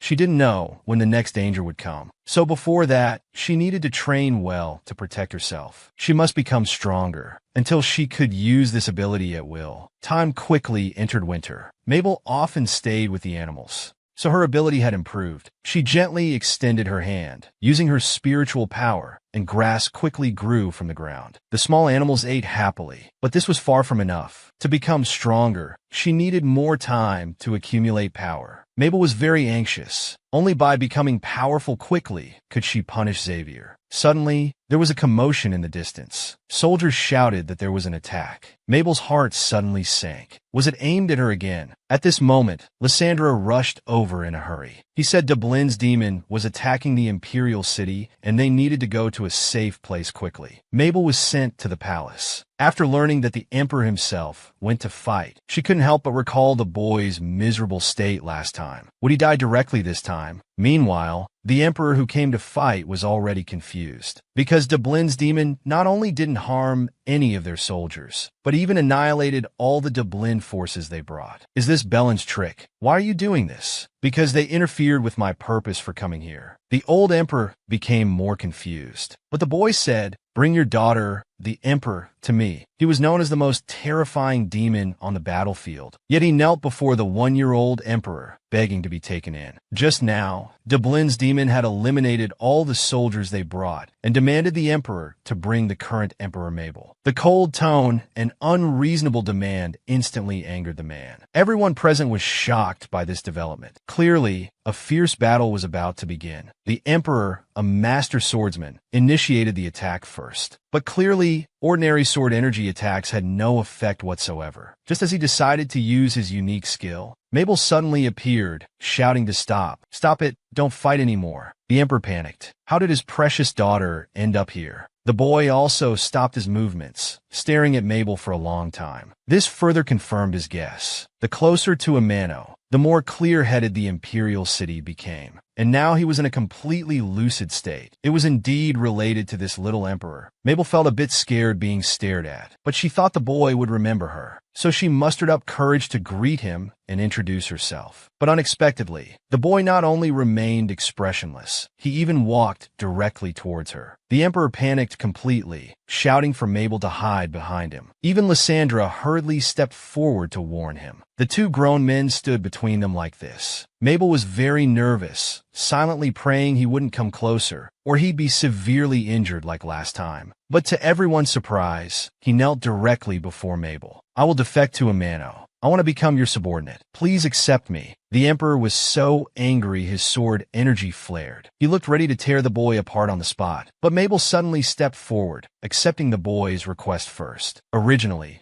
the Emperor wanted his daughter to retract this decision, but from her expression, he knew it was impossible. So he reluctantly ordered people to take him to the dungeon first. Not long after, Mabel had Lysandra take her to the dungeon. The girl nervously greeted him, and the boy actually introduced himself. "You can call me Aiden." This development was unexpected for Mabel. She excitedly grabbed the bars and asked, "Why did you come here?" The boy's expression was cold, as if telling someone else's story. "Because I don't want to stay in Dublin. I don't want to live like a dog. Many people want to see little Princess Mabel. Look for this app. After opening it, enter the path of the family's darling. Look for the first one. Click to watch." The little Emperor wasn't interested in anything, but today she kept breaking rules for the boy, even saying she would take responsibility for him. This drove the daughter-doting Emperor mad with jealousy. Just now, Mabel went to the dungeon to visit the boy. Only then did she learn the boy's name was Aiden. According to him, he was under the mental control of the Dublin Emperor, which is why he lost his life on the battlefield. To avoid waking up in a place full of corpses again, he came here. Although Mabel felt very sad about this, she still didn't understand what direct connection this had to his coming here. Aiden didn't tell her the most direct reason. He only said that the Dublin Emperor greatly disliked the Emperor. So, if a carefully trained dog ran to the enemy's side, he would be very angry. And having just annihilated the forces Dublin brought, if Mabel didn't take him in, he would have nowhere to go. Mabel immediately empathized. So he also had no family and no place to call home. He had been struggling alone all this time, so she agreed on the spot to let the boy stay here. But the premise was that he must listen to her and the Emperor. The boy obediently nodded.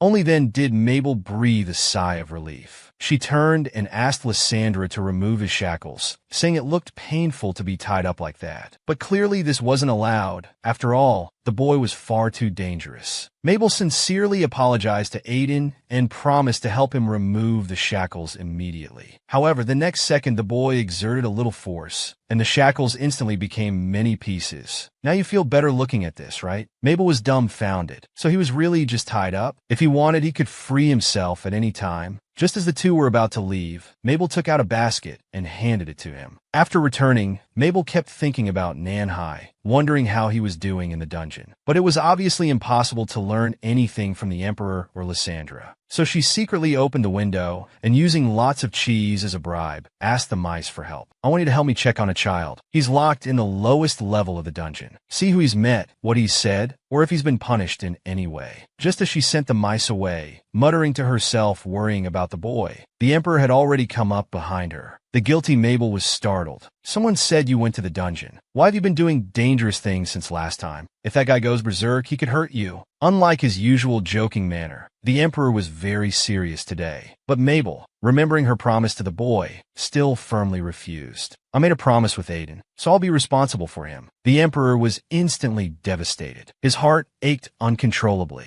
Mabel had always been indifferent to everyone, but now she cared so much about that brat. It seemed necessary to visit this Aiden in prison. His precious daughter, who had always been apathetic, was now very concerned about a strange boy. Just now, Mabel said she would be responsible for Aiden. Her caring demeanor instantly made the Emperor jealous, so he decided to go to the dungeon to meet the boy. At this moment, Aiden in the dungeon was staring blankly at the basket. This was what Mabel had specially left behind. It was said to be a delicious chocolate cake, but the boy never ate sweet things, so it was still there. Soon the Emperor arrived. Angrily, he opened the dungeon door and walked in. Tell me, what's the real reason you came here? The boy remained silent, just observing the situation. The only reason you're allowed to stay here is because of my permission, so you'd better answer my question quickly. Only then did the boy realize that the man before him held the real power, so he had to answer obediently. Actually, I've always been under Belen's mental control. This made me harm him unconsciously. But that day, when I was pressed on the road to Amano, I met your daw. At that time, the restrictions Belen placed on me loosened. That was the first time in my life I woke up from the control. The Emperor couldn't help but wonder about the truth in this. Could it be that his sudden daze on the battlefield recently was because of Mabel? But now you're so far from Mabel. Doesn't this have anything to do with distance? This distance is fine, but of course, the closer the better. Your distance from her is limited to this. I'm not like Mabel. I won't trust you completely. As for how to deal with you, I'll tell you when I decide. After speaking, the Emperor was about to leave when he glimpsed the cake in the basket nearby.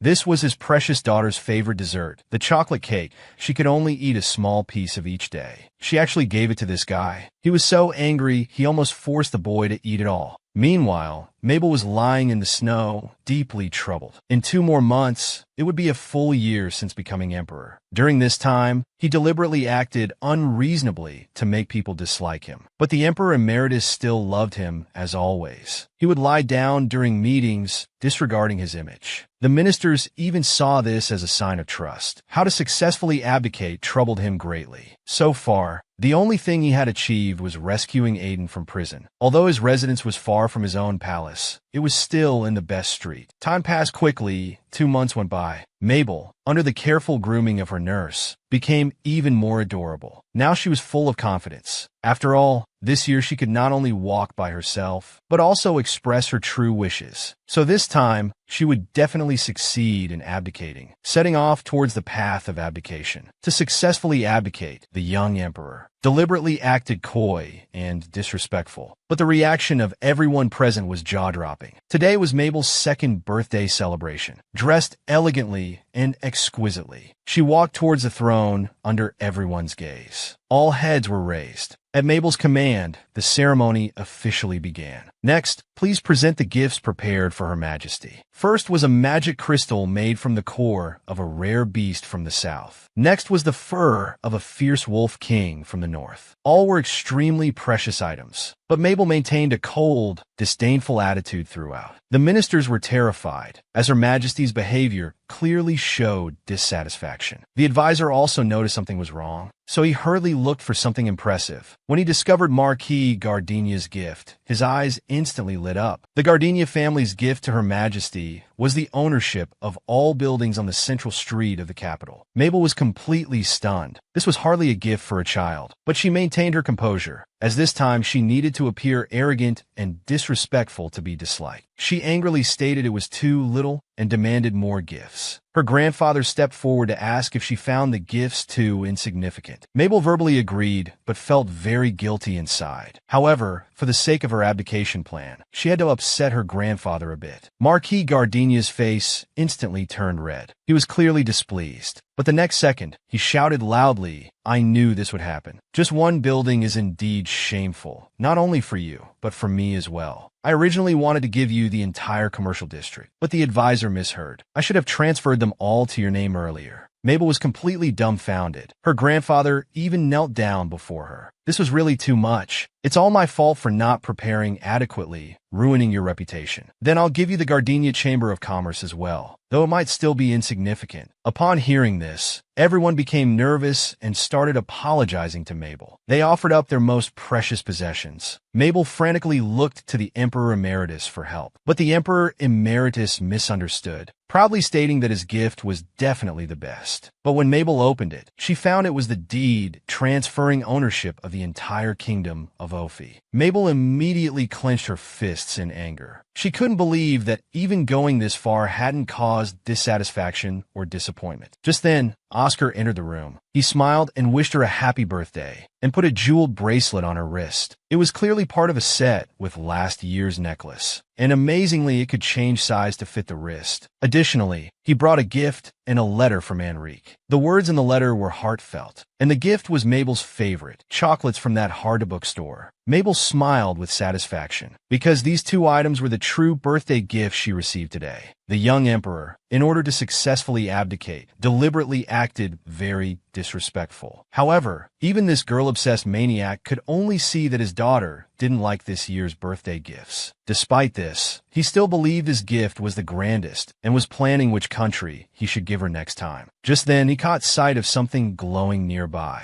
Upon closer inspection, it looked like a small stone. The advisor said it was a sacred object sent by the holy nation. The Emperor Emeritus's face instantly changed. He ordered someone to remove this thing. He couldn't let his precious daughter see it. The advisor organizing the items was very troubled, wondering what excuse to use to send it back. But he didn't notice that just before he closed the door, the stone had disappeared on its own. Later that night, just after midnight, Mabel quietly got up and made her way to the balcony. It turned out she had received a note from a mouse. This was sent by Aiden. It clearly stated to go to the balcony after midnight tonight. But she looked around and didn't see anyone. Suddenly, a faint light appeared in the distance. Upon closer inspection, it was a bag full of gold coins. Mabel beamed with joy. Aiden really understood her heart. After all, money is king nowadays. Early the next morning, Mabel stretched and turned her head to find a stone. She hadn't seen this thing yesterday, but now it appeared here. She wondered if it was in Aiden's package. So out of curiosity, she reached out to touch it. But the next second, the stone went straight through her body. The burning pain made Mabel involuntarily tear up. It took a while for her to recover. She asked the divine beast about it and learned that this was the sacred object, something that could enhance holy power. Mabel was overjoyed until she heard that this could only come from the holy nation. She instantly became nervous. What were those people up to? In the days that followed, Mabel continued to act poorly, sleeping during daily meetings, just hoping to abdicate quickly. She heard that the drought in the West was very severe, with no rain for several months. Although supplies were being prepared, long-term drought could easily cause public panic. So they needed to think of countermeasures to stabilize public sentiment. At this point, the old fox Harvell smiled slyly and suggested holding a miracle ceremony. What was he up to? The 2-year-old princess's first trip outside the palace was to the distant west. Just now, the old fox deliberately proposed holding a miracle ceremony to comfort the people in the northwest suffering from famine. Because this kind of ceremony required the emperor to attend in person and distribute relief supplies to care for the people. So naturally, it was opposed by the emperor emeritus. After all, Mabel was still too young. It was too early for her to appear in public. However, Mabel suddenly became interested and decided to play along to see what he was really up to. I can hold the miracle ceremony. The emperor emeritus anxiously tried to dissuade her, as it was too dangerous outside the imperial city. And the journey to the west was very long. Although comforting the people was important, his daughter's safety was more important. "Father, aren't you coming along too?" The emperor emeritus's heart was instantly touched. So his daughter thought it was okay, because he was going with her. His daughter must believe he was the most capable. Then there was no problem, but I have one condition. Since Duke Harvell has such a caring heart for the people, you'll surely do your utmost for them, right? So you'll be in charge of preparing the food. The old fox had no choice but to force a smile. And Marquis Gardenia twisted the knife, congratulating him on getting such a good job, and reminded him that water was scarce in the West, so he should prepare drinking water along with the food. However, the Harvell family was the empire's wealthiest merchant group, so this amount of money shouldn't be a problem, right? I must say, seeing Harvell's discomfort was truly satisfying. Soon, the day of departure arrived. This was Mabel's first time leaving the imperial city, so she felt both nervous and excited. She looked around searching for Aiden, but before she could find him, Oscar hurriedly ran over. He asked if she was scared. After all, she was going so far away from home. No matter how Mabel explained, Oscar still thought his sister was putting on a brave face. "But don't worry, no matter what happens, I will protect you, so you can look forward to seeing my strength." Mabel felt touched. Today, Oscar really seemed like a dependable brother. Suddenly, Enrique also appeared. Mabel happily ran towards him and asked about his recent condition. "Haven't you been bitten by bugs lately?" Enrique smiled brightly, thanking Mabel for her concern. This made Mabel even more curious. What was the old fox up to? He even brought Enrique along. While she was pondering, she was suddenly picked up by the Emperor Emeritus. "We're about to leave. Are you ready?" He gently placed his daughter in the carriage and reminded her to sit still. Mabel hesitated for a moment, but still called out to the Emperor Emeritus. She asked if he wanted to sit together. This time, the Emperor Emeritus surprisingly declined. He just gently placed a kiss on his daughter's forehead. "This time, Dad wants to protect you from the front. If possible, we'll ride in the same carriage on the way back." Everyone seemed very tense, which Mabel couldn't quite understand. But this feeling of being protected still moved her. The next day, the group arrived in the West. Mabel was changed into ceremonial clothes. She walked towards the altar amid the sound of drums. And it was here that something unexpected happened. The 2-year-old emperor traveled to the distant west to hold a rain prayer ceremony. Unexpectedly, it actually caused a downpour in a place that had been dry for months. Just now, Mabel and her group finally reached their destination. The situation here was far worse than imagined. The grasslands were completely dead. Not a drop of water could be seen anywhere. The people were very happy that the emperor could perform the ceremony. After all, once the ceremony was over, they would receive water and food supplies. Previously, Mabel thought it was the old fox, Duke Harvell, up to some tricks. Unexpectedly, the severity was beyond anything she had seen in her previous life. She sincerely wanted to do something for these people, even if it was just to bring a little rain. She opened her arms, clasped her hands together, prayed sincerely, and cried out in her heart, "Rain, please fall quickly." The sky that was clear just moments ago suddenly became overcast with dark clouds.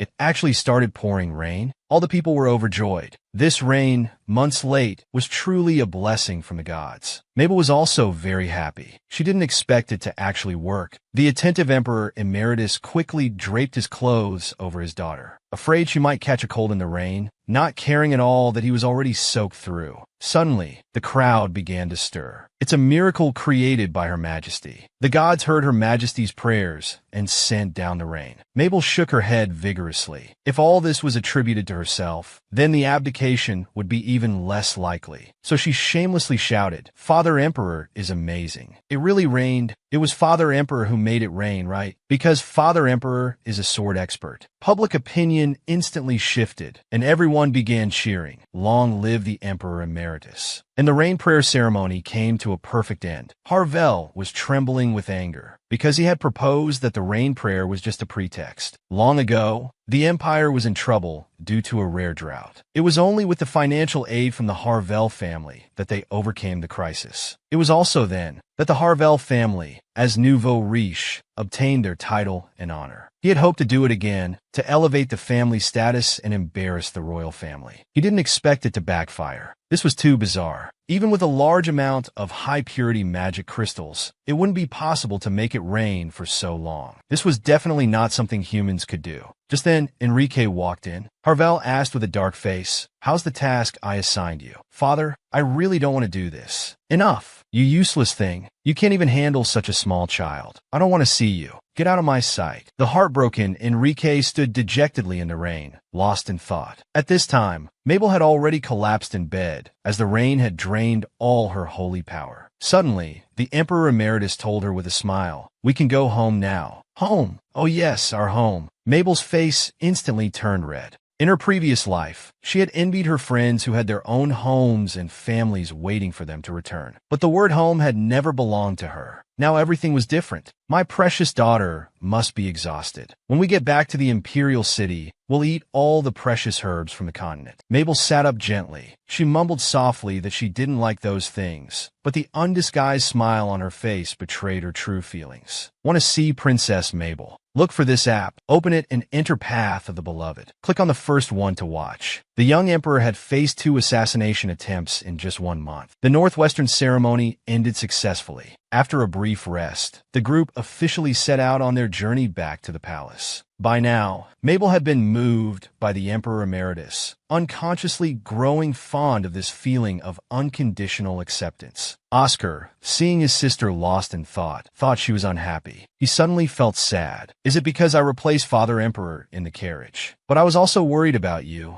and wanted to see you." Seeing this, Mabel hurriedly explained loudly, "It's not like that. I'm very happy to return with you." This finally made Oscar happy. But then Mabel asked about Aiden. "Do you know where he is? I have to take responsibility for him." Oscar was completely stunned. His adorable sister actually cared about another boy, even saying she had to take responsibility for him. He quickly changed the subject, not wanting his sister to think about other boys. "We can sightsee on the way back this time. Isn't that something to look forward to?" Afterwards, Mabel experienced various different things. She felt things completely different from the palace. Time flew by, and the group was ready to head back. The attentive Emperor Emeritus instructed Oscar to take good care of his sister, and asked Cicero to patrol the back. But Aiden was very surprised to see the man. "Why is Viscount Dargo here?" The man ran to the front of the procession. He knocked on the carriage window, instantly waking the sleeping Mabel. "My apologies, Your Majesty. I wanted to inform you. The road ahead might be a bit rough, so the carriage might be a bit bumpy." Oscar was unhappy. Such a small matter woke his sister up. "Don't mind him. Just lean on me and sleep." Mabel, who had exhausted herself, fell asleep again, hoping to sleep all the way to the palace. But not long after, many magical pillars suddenly descended from the sky.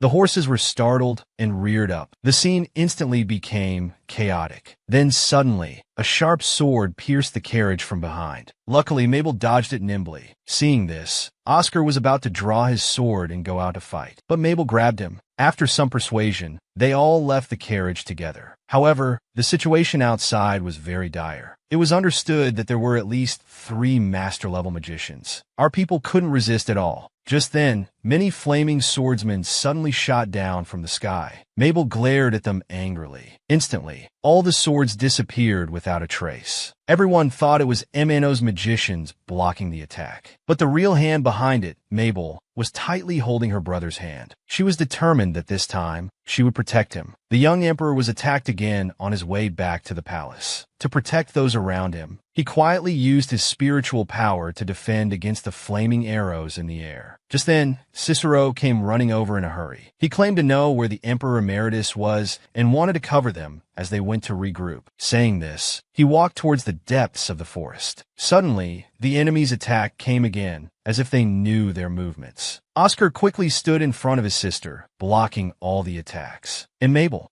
quietly dealt with the stragglers from behind. She couldn't help but think, in this kind of situation, the Emperor Emeritus should be the first to arrive. Why was there no sign of him today? Could something have happened? Suddenly, a magician wearing a black robe appeared. He shot an attack towards Mabel. The girl's first thought wasn't for herself, but for her brother Oscar behind her. To prevent her brother from getting hurt, she directly pushed him away. Just as Mabel was preparing to accept everything, she found that Cicero had blocked this fatal blow for her. The man anxiously asked if she was hurt, his concerns seeming genuine. Mabel felt very guilty. Cicero had been so badly injured to protect her. But the next second, she glimpsed the sword in the man's hand. It was the very one that had just tried to assassinate her in the carriage. She couldn't help but mutter that sword. The man's expression instantly changed. You've discovered it so quickly. Then I'll have to execute the plan early. Saying this, he grabbed Mabel and warned Oscar not to act rashly. Everyone was stunned. What are you doing? Put down your sword quickly. The man laughed smugly. He had been undercover for a year, and no one had discovered him. What a bunch of fools.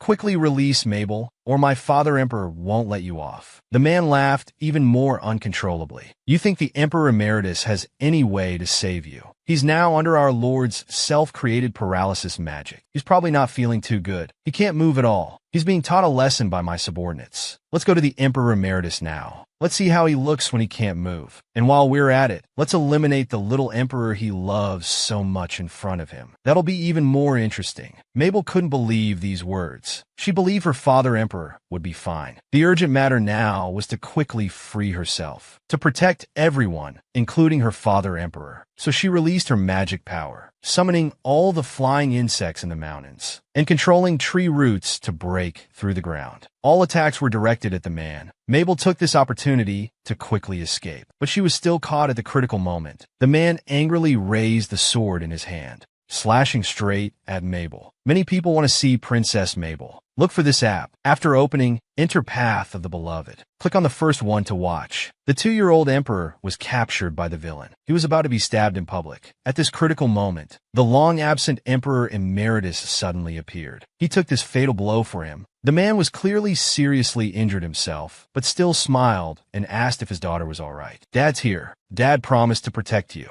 I won't let you be in danger. Cicero nearby laughed wildly and arrogantly. He directly pulled out the sword. You were hit by magic that could knock out monsters, yet you still ran here. You're truly insane. Seeing the task completed, the man immediately turned and ran. Oscar, the only clear-headed one on the scene, quickly ordered his capture. We can't let that guy escape. At this moment, Mabel was completely panicked. She kept pressing on the Emperor Emeritus's wound, but the blood kept gushing out unstoppably. Why did you do this? Why'd you take the arrow from me? Are you stupid? What should we do now? Mabel kept questioning, but her tears were uncontrollably flowing. The Emperor Emeritus gently wiped away her tears and smiled, answering, "There's no need for so many whys, because you're my most beloved treasure in this world." Daughter, Mabel's heart was breaking. In fact, she wasn't unaware of this familial love. It's just that in her previous life, she also thought she was truly loved, but later unexpectedly suffered abandonment and hurt. So she thought the person in front of her was the same. That's why she had always been unwilling to accept and face it. Seeing the Emperor Emeritus about to close his eyes forever, Mabel could no longer hold back. In her heart, she kept repeating, "Don't go. I'll be good, I promise." She was saying it to her mother from her previous life, and also to the current Emperor Emeritus. Having finally crossed that wall in her heart, she didn't expect it to end like this. If she had known, she wouldn't have treated herself so gently back then. She hysterically cried out, "Don't go. Don't leave me alone."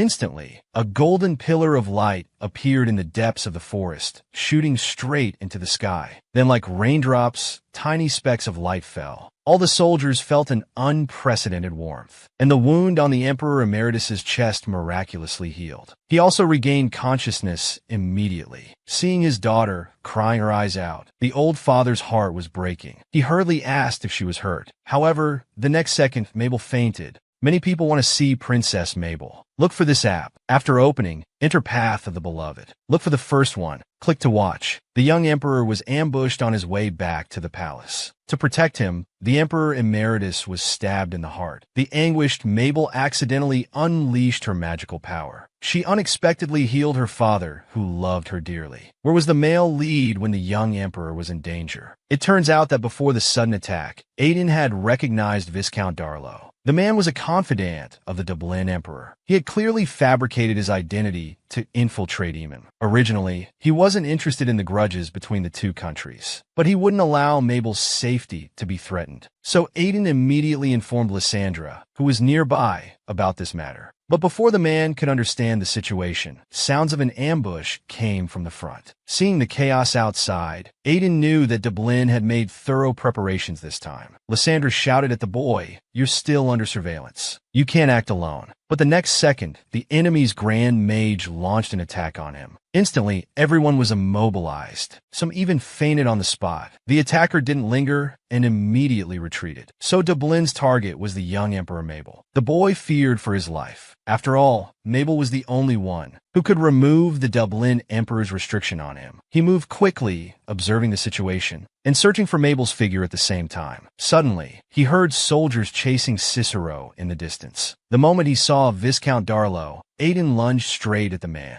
Then he pinned him to the ground. "Long time no see, Viscount Darlow." The man was still talking nonsense. Aiden, without a word, twisted his hand and broke it, and knocked him unconscious. The soldiers watching didn't dare to approach Aiden. The boy directly kicked the man towards them. "He's a spy sent by Dublin, Viscount Darlow. This person is very cunning. You must guard him strictly." After saying this, he continued searching for Mabel. Suddenly, a beam of light shot out from the forest in front. Tiny specks of light covered the ground. Aiden felt an unprecedented warmth. He saw the unconscious Mabel and the heartbroken, crying Emperor Emeritus. He knew he had arrived too late. That night, they finally returned safely to the palace. The two, one big and one small, stayed by her side. The 2-year-old emperor had exhausted all her spiritual power to save everyone, but she herself fell into a long coma. As a father, the Emperor Emeritus was full of self-blame. He believed it was all his fault. He shouldn't have foolishly resisted the magic attack. He shouldn't have insisted on protecting his daughter outside the carriage. He shouldn't have agreed to hold the Western Region's ceremony. Even Oscar felt very guilty for not protecting his sister well. The Emperor sincerely comforted his young son. "It's not your fault. It's me who couldn't protect you all. Go rest now." At this time, Lysandra brought Aiden to report. Upon learning that Cicero was actually a confidant of Dublin, the blue man didn't show much emotion. He just told Aiden to go back first and said he would reward him for his merits later. Seeing the Emperor Emeritus's state, Lysandra was very worried, because since Mabel fell into a coma, he hadn't slept for a whole week. Although the imperial doctor diagnosed that Mabel had no physical problems, the Emperor Emeritus was still mired in endless self-blame. "I now have such a headache that I can't sleep, and I'm even crazily wanting to take lives. Although I promised Senna not to take lives casually, this time he will surely understand me." After saying this, he walked towards the dungeon with his sword. He directly took the life of the traitor Darlow. Time passed day by day. Everyone was immersed in sorrow. The reason for Mabel's coma and treatment plan still couldn't be found. The news of her saving everyone that day gradually spread.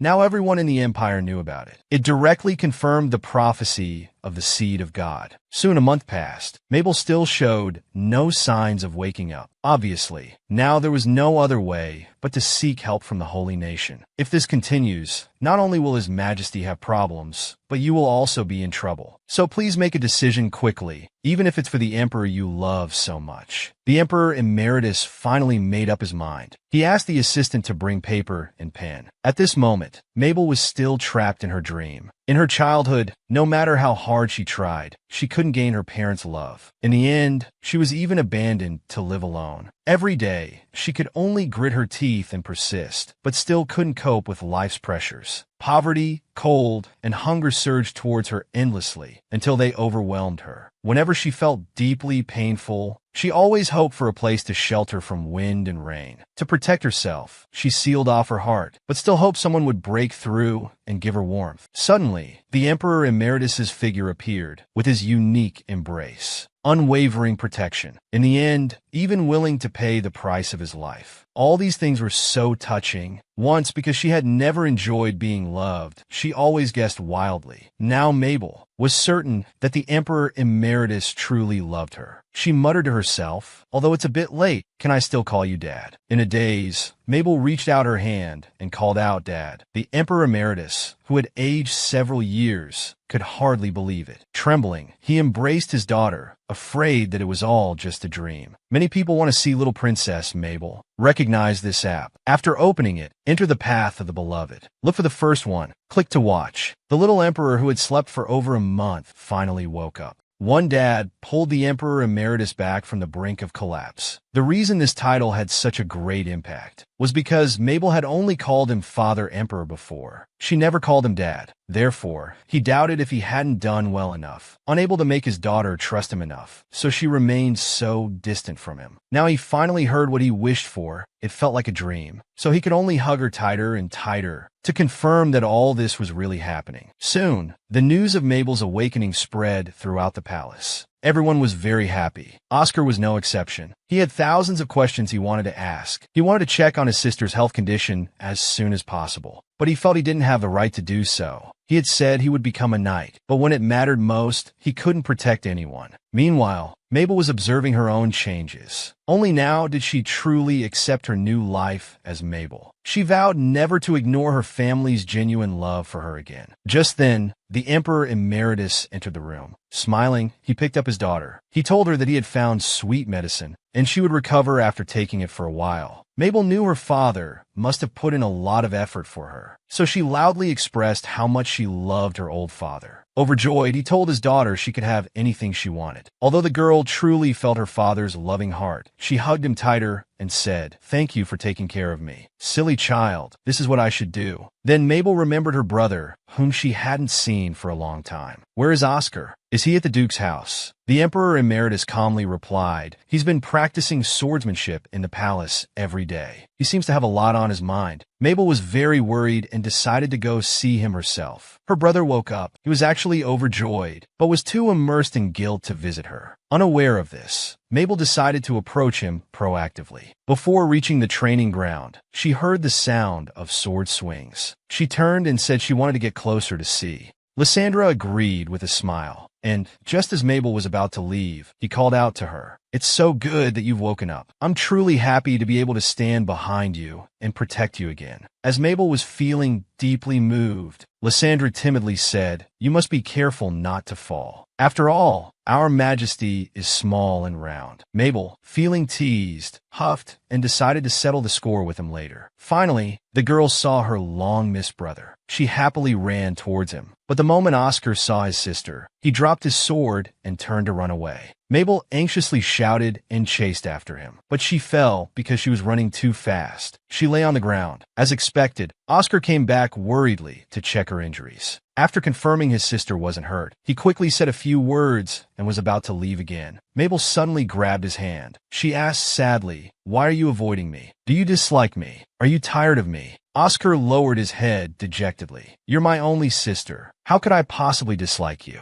I said before that I would protect you, but I let you get so badly hurt. How can I face you like this?" Only then did Mabel realize what her brother was thinking. She felt both heartache and anger. "Oscar, you're such a fool. How could you think like that? Family doesn't need qualifications. We should protect each other. You protect me, and I'll protect you too." Oscar's heart was instantly healed. His sister finally treated him like family. The two hugged each other tightly. That night, Mabel was overjoyed. She never thought she'd have a brother younger than herself. But on such a comfortable night, she had a nightmare. She dreamed that her parents from her previous life abandoned her again. This time, she didn't care. But then, she dreamed that her father and brother also spoke harshly to her. This was something she couldn't accept. Mabel woke up frightened from her dream, but she was met with two worried expressions. Did you have a nightmare? Don't be afraid. I'm here. The two held her hands, providing warmth. Oscar suggested sleeping together with his sister. The Emperor Emeritus, not to be outdone, said he was enough. The two argued incessantly. This scene made Mabel feel at ease. She vowed to protect her loving father and brother. The 2-year-old emperor finally accepted Jin Sheng's family. She decided to protect them no matter what, even if it meant becoming a tyrant. Today was the day Elder Clement from the Holy Nation came to visit. The moment he placed his hand on Mabel's wrist, the girl clearly felt the discomfort in her body ease significantly. But the man still stated that although the uncontrollable holy power had stabilized a lot, it could still go out of control at any time. So when using healing abilities, she must be extra careful. Mabel Wintergardenia Munner. As soon as this title was uttered, the Emperor Emeritus immediately became unhappy and told him to remove Winter.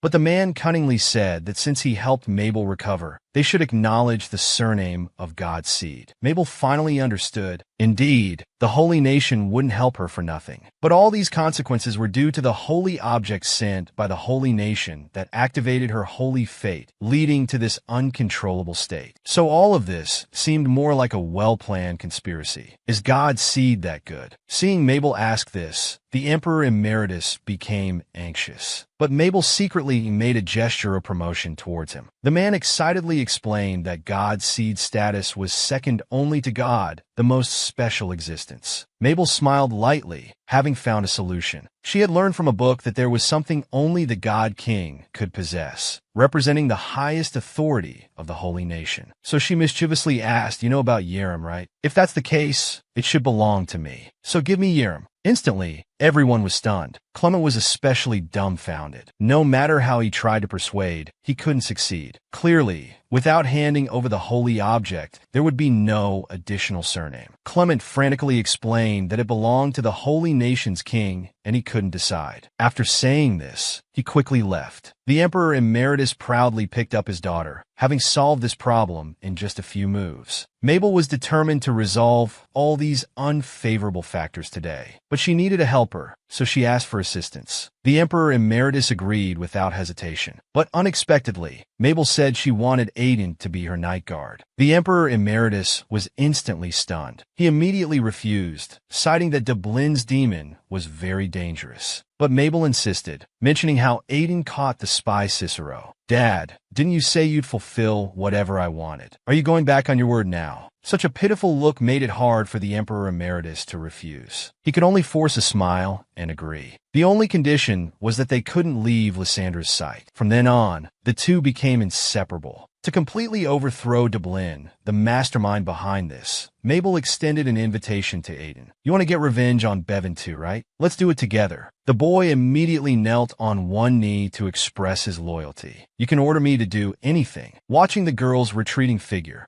he felt a desire to witness her growth. That night, Dublin's Emperor Baron received news of Aiden's judgment. The righteous boy pretended to comply, successfully gained the trust of Dublin's Emperor Baron, then proposed to lead troops alone to wipe out the enemy country. Imano looked at the arm cut off by his Stobin. He laughed maniacally. He immediately agreed to the boy's request. Unexpectedly, today he received news of betrayal. He secretly vowed to make both of them pay the price. Soon, 3 years passed. Mabel had grown a lot, no longer a baby who couldn't speak clearly. Now her holy power had greatly increased, enough to break the barrier of the imperial city and bring in divine beasts to live. And Aiden was by her side as her guard knight. But troublingly, Dublin had become very cautious recently. There were no clues about the spies hidden in Amonor. There was no other way but to continue investigating. The two were walking in the courtyard like this. Mabel was looking around, admiring the flowers here. Suddenly she slipped and was about to fall. Fortunately, Aiden beside her held her up, preventing injury. However, the next second, the two fathers appeared here ominously, both shouting "Come here" in unison. The atmosphere at the scene was very tense. Mabel then realized that her old father was jealous, so she sweetly called out Dad and explained the situation just now. If it weren't for Aiden, I would have been hurt for sure. So thank you for saving me. Dad, you should also say thank you to Aiden. The daughter's adorable appearance was irresistible, so he could only reluctantly say thank you.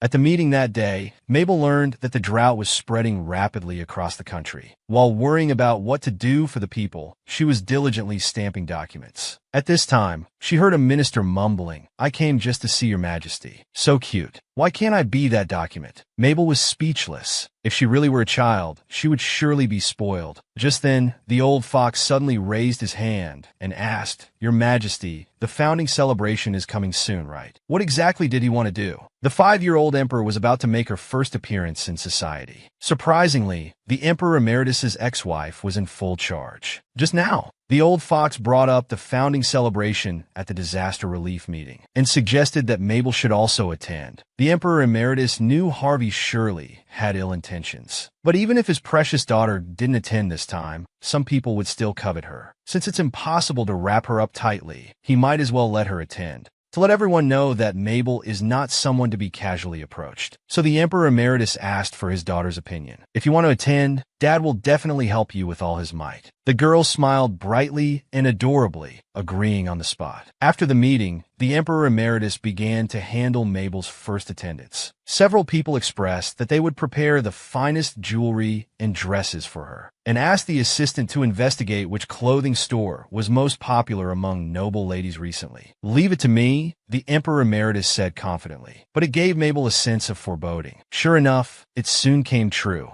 The Emperor Emeritus actually let Duke Norban be in charge of this event. He was the Emperor Emeritus's ex-wife. Their relationship was very awkward. Mabel was startled by this atmosphere. "Have you received palace etiquette education? Dance lessons? What are you learning now?" The answers to all 3 questions were negative. Due to the Emperor Emeritus's excessive indulgence, he only let her play freely. This made Mabel so embarrassed she wanted to find a hole to crawl into. Unexpectedly, the Duke said, "If you have nothing to do tomorrow, let's go to the clothing store on Ricabelli Street." Mabel's eyes instantly lit up, because that was the most prosperous commercial street in the capital. But Father Emperor wouldn't agree, right? "I'll personally talk to the Emperor Emeritus. It would be better for you to experience and observe for yourself." Mabel happily agreed. The two were about to go out alone together. The next day at the training ground, Aiden and Oscar were sparring. Mabel's appearance instantly attracted their attention. Passing knights all stared at the little emperor, exclaiming how cute she was. But they were glared back by Oscar. Everyone could only flee. Mabel greeted the two to eat desserts. Aiden clearly didn't like it, but he still forced himself to eat. This made Oscar find it very amusing, so he deliberately said that Aiden likes sweets the most. "Eat more suddenly." Mabel exclaimed, "Oh no, Oscar. I'm going out of the palace with Duke Norban tomorrow." The little emperor was about to go out alone with her father's ex-wife. Knowing this, Oscar nervously indicated he couldn't go along. But actually, Mabel just wanted to learn about Duke Norban, like what he likes and dislikes. Oscar wasn't clear about his mother's preferences, but the only thing certain was that he hated ignorant people. Soon it was the day of the outing. Knowing the truth, Mabel was trembling with fear, because she was the type he hated. The Duke didn't speak the whole way. Only until reaching the destination was there a little sound. So Mabel secretly decided that she must act mature and steady today. Soon the two entered the store. The clerks all bowed to Mabel. Then they led her to the fitting room. This was said to be the most popular style in the capital recently. Scaled down from adult styles, it showed the lines of the clothes more delicately. Mabel was so tight she could barely breathe. But when she heard the Duke asking for her opinion, to appear steady, she still forced herself to say it was beautiful. Unexpectedly, the Duke had already pre-ordered another style. Unlike before, this dress only needed one person to put on. The moment the dress was on, Mabel couldn't help but sigh. This dress was so light and comfortable. This was the purpose of the Duke's custom order, because he believed that although Mabel held a high position, she was still a child, and there was no need to try adult styles so early. After saying this, he asked the store manager to wrap up all the clothes in front of them. Everyone was stunned with surprise. But what was more incredible was yet to come. They went to countless stores, because there was nothing eye-catching. The Duke bought everything. It was the same in every store. Who knows how long it took to end this extravagant shopping spree. After leaving the store, Mabel unexpectedly met Enrique. In just 3 short years, the boy had grown very tall. This made Mabel almost unable to recognize him. The boy politely greeted the Duke, and his sister Emily also appeared at this time. The girl curtsied very gracefully. Then she began to talk nonstop. "I often hear my brother mention you.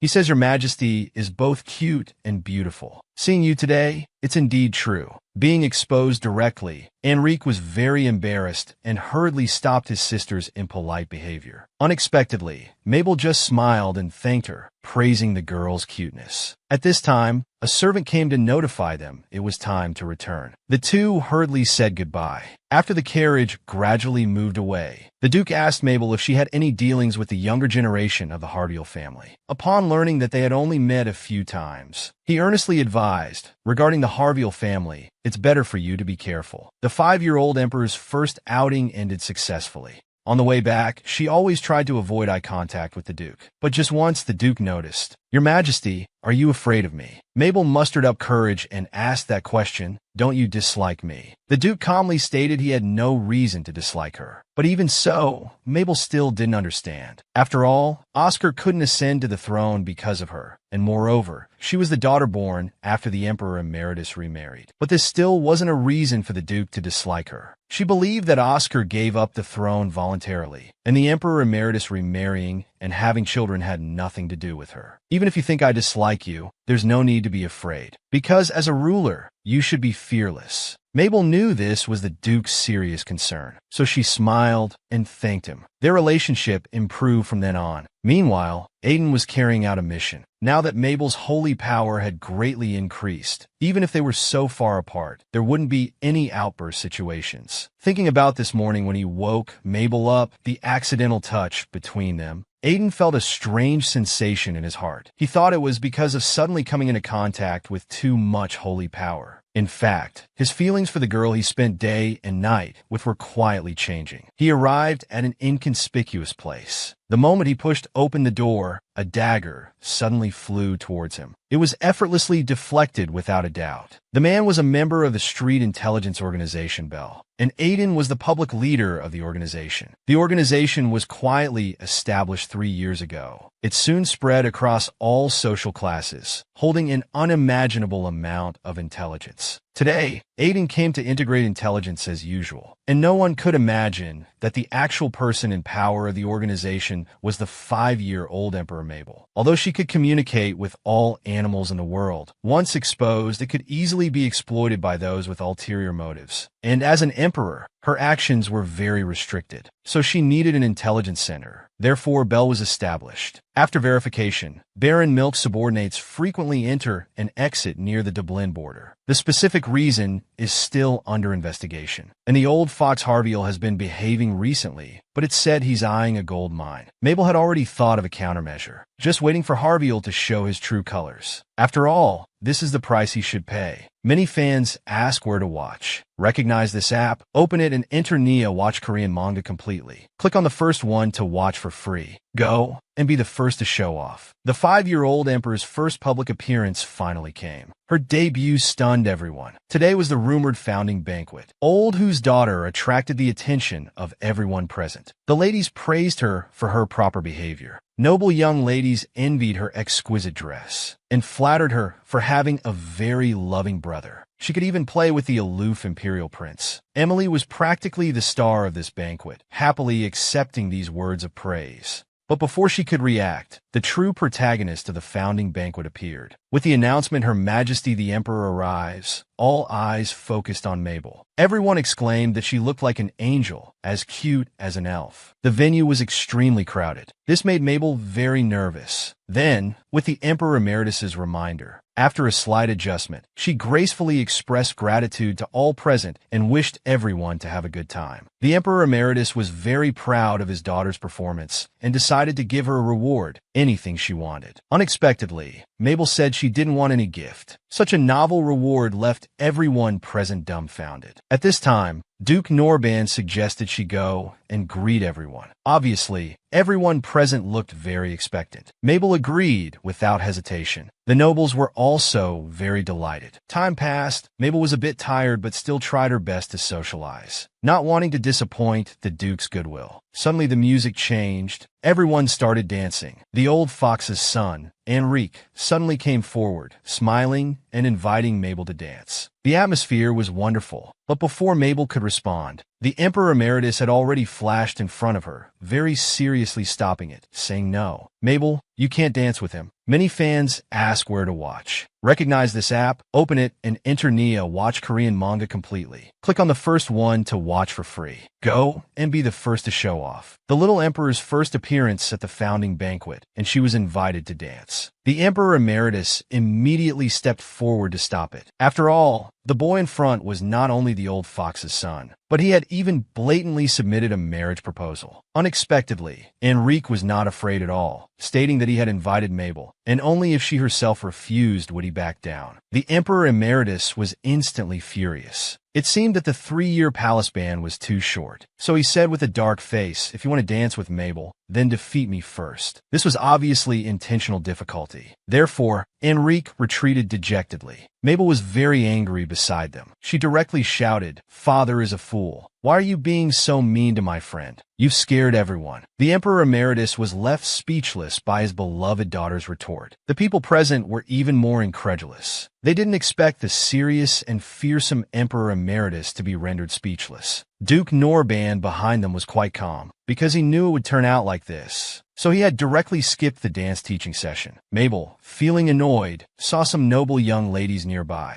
Taking the Duke's suggestion, she went forward to greet her peers. The three were flustered in their curtsies, showing their cuteness. Only Emily, the Harviel family's daughter, was like an adult. She deliberately acted very familiar, making the noble young ladies envious and admiring. Then she naturally invited Mabel to a tea party. But Mabel knew she couldn't casually enter Harviel territory. Until Emily mentioned that Enrique would also be there, she hesitantly said she would consider it. After leaving, Emily resumed her defiant demeanor. Enrique inquired about her and her father's plans, insisting they must not harm Mabel. But Emily didn't say a word. Instead, she bluntly exposed Enrique's feelings for Mabel. When you saw Her Majesty the Emperor, your eyes were practically dripping honey. If you want to become the royal consort, you should fawn like a dog. Even when insulted like this, Enrique remained very calm. This angered Emily even more. She believed she was far superior to her weak brother Enrique, so she should be the heir. Therefore, when her father Harviel approached her, asking her to get as close as possible to Mabel, Emily had already decided to use every means possible to prove that only she was worthy of the family head position. Under these circumstances, can Enrique save Mabel? Many fans ask where to watch. Recognize this app, open it and enter Nia watch Korean manga completely. Click on the first one to watch for free. Go and be the first to show off. The two little ones gradually became important to each other as they interacted. The founding banquet concluded successfully. Mabel was quite satisfied with her performance today. Not only did she bravely greet the major families, but she also chatted with noble ladies her age. The only one she felt she let down was Enrique. She decided to write an apology letter and have Oscar deliver it. Just then, Aiden's silhouette appeared outside the window. She rushed out excitedly, happily asking Aiden why he was here. After learning the reason, she hurriedly ran to her bedroom to get something. Here, open it quickly and see. These are grapefruit-flavored cookies. Mabel had secretly brought them back from the banquet. She always thought Aiden liked sweets, so whenever she ate something delicious, she wanted him to try it. Seeing the girl's expectant face, Aiden, who usually disliked sweets, forced himself to say it was delicious. Suddenly, fireworks lit up the sky. Their beauty mesmerized Mabel. Aiden quietly watched her. Then he picked up the barefoot girl in his arms. They watched the entire fireworks display like this. Delicious snacks, brilliant fireworks, and Aiden by her side, everything she liked was there. At this moment, Mabel felt indescribably happy. The next day, Mabel came to the first library of the Imperial Palace, wanting to learn about this world through reading. Only Aiden knew she could read, so Mabel told others she came to look for new illustrations, because only those with direct royal bloodlines were allowed to enter here. Lysander was stopped at the door. This made it easier for Mabel to search for the books she needed. This place felt like a magical library. The books were arranged by category. She immediately spotted the sacred texts and philosophy on the shelf. Sacred texts were private collections of the temple and might help with the mysteries surrounding her. Mabel tried to stand on tiptoe, but still couldn't reach, so she used her power to make the air around her flow. But just as she was about to catch the book, a blond man snatched it first, asking, "Can you understand this?" Mabel concealed that she could read, so the man said this book was too difficult. He then selected a fairy tale book for her. However, just as Mabel was wondering about the man's identity,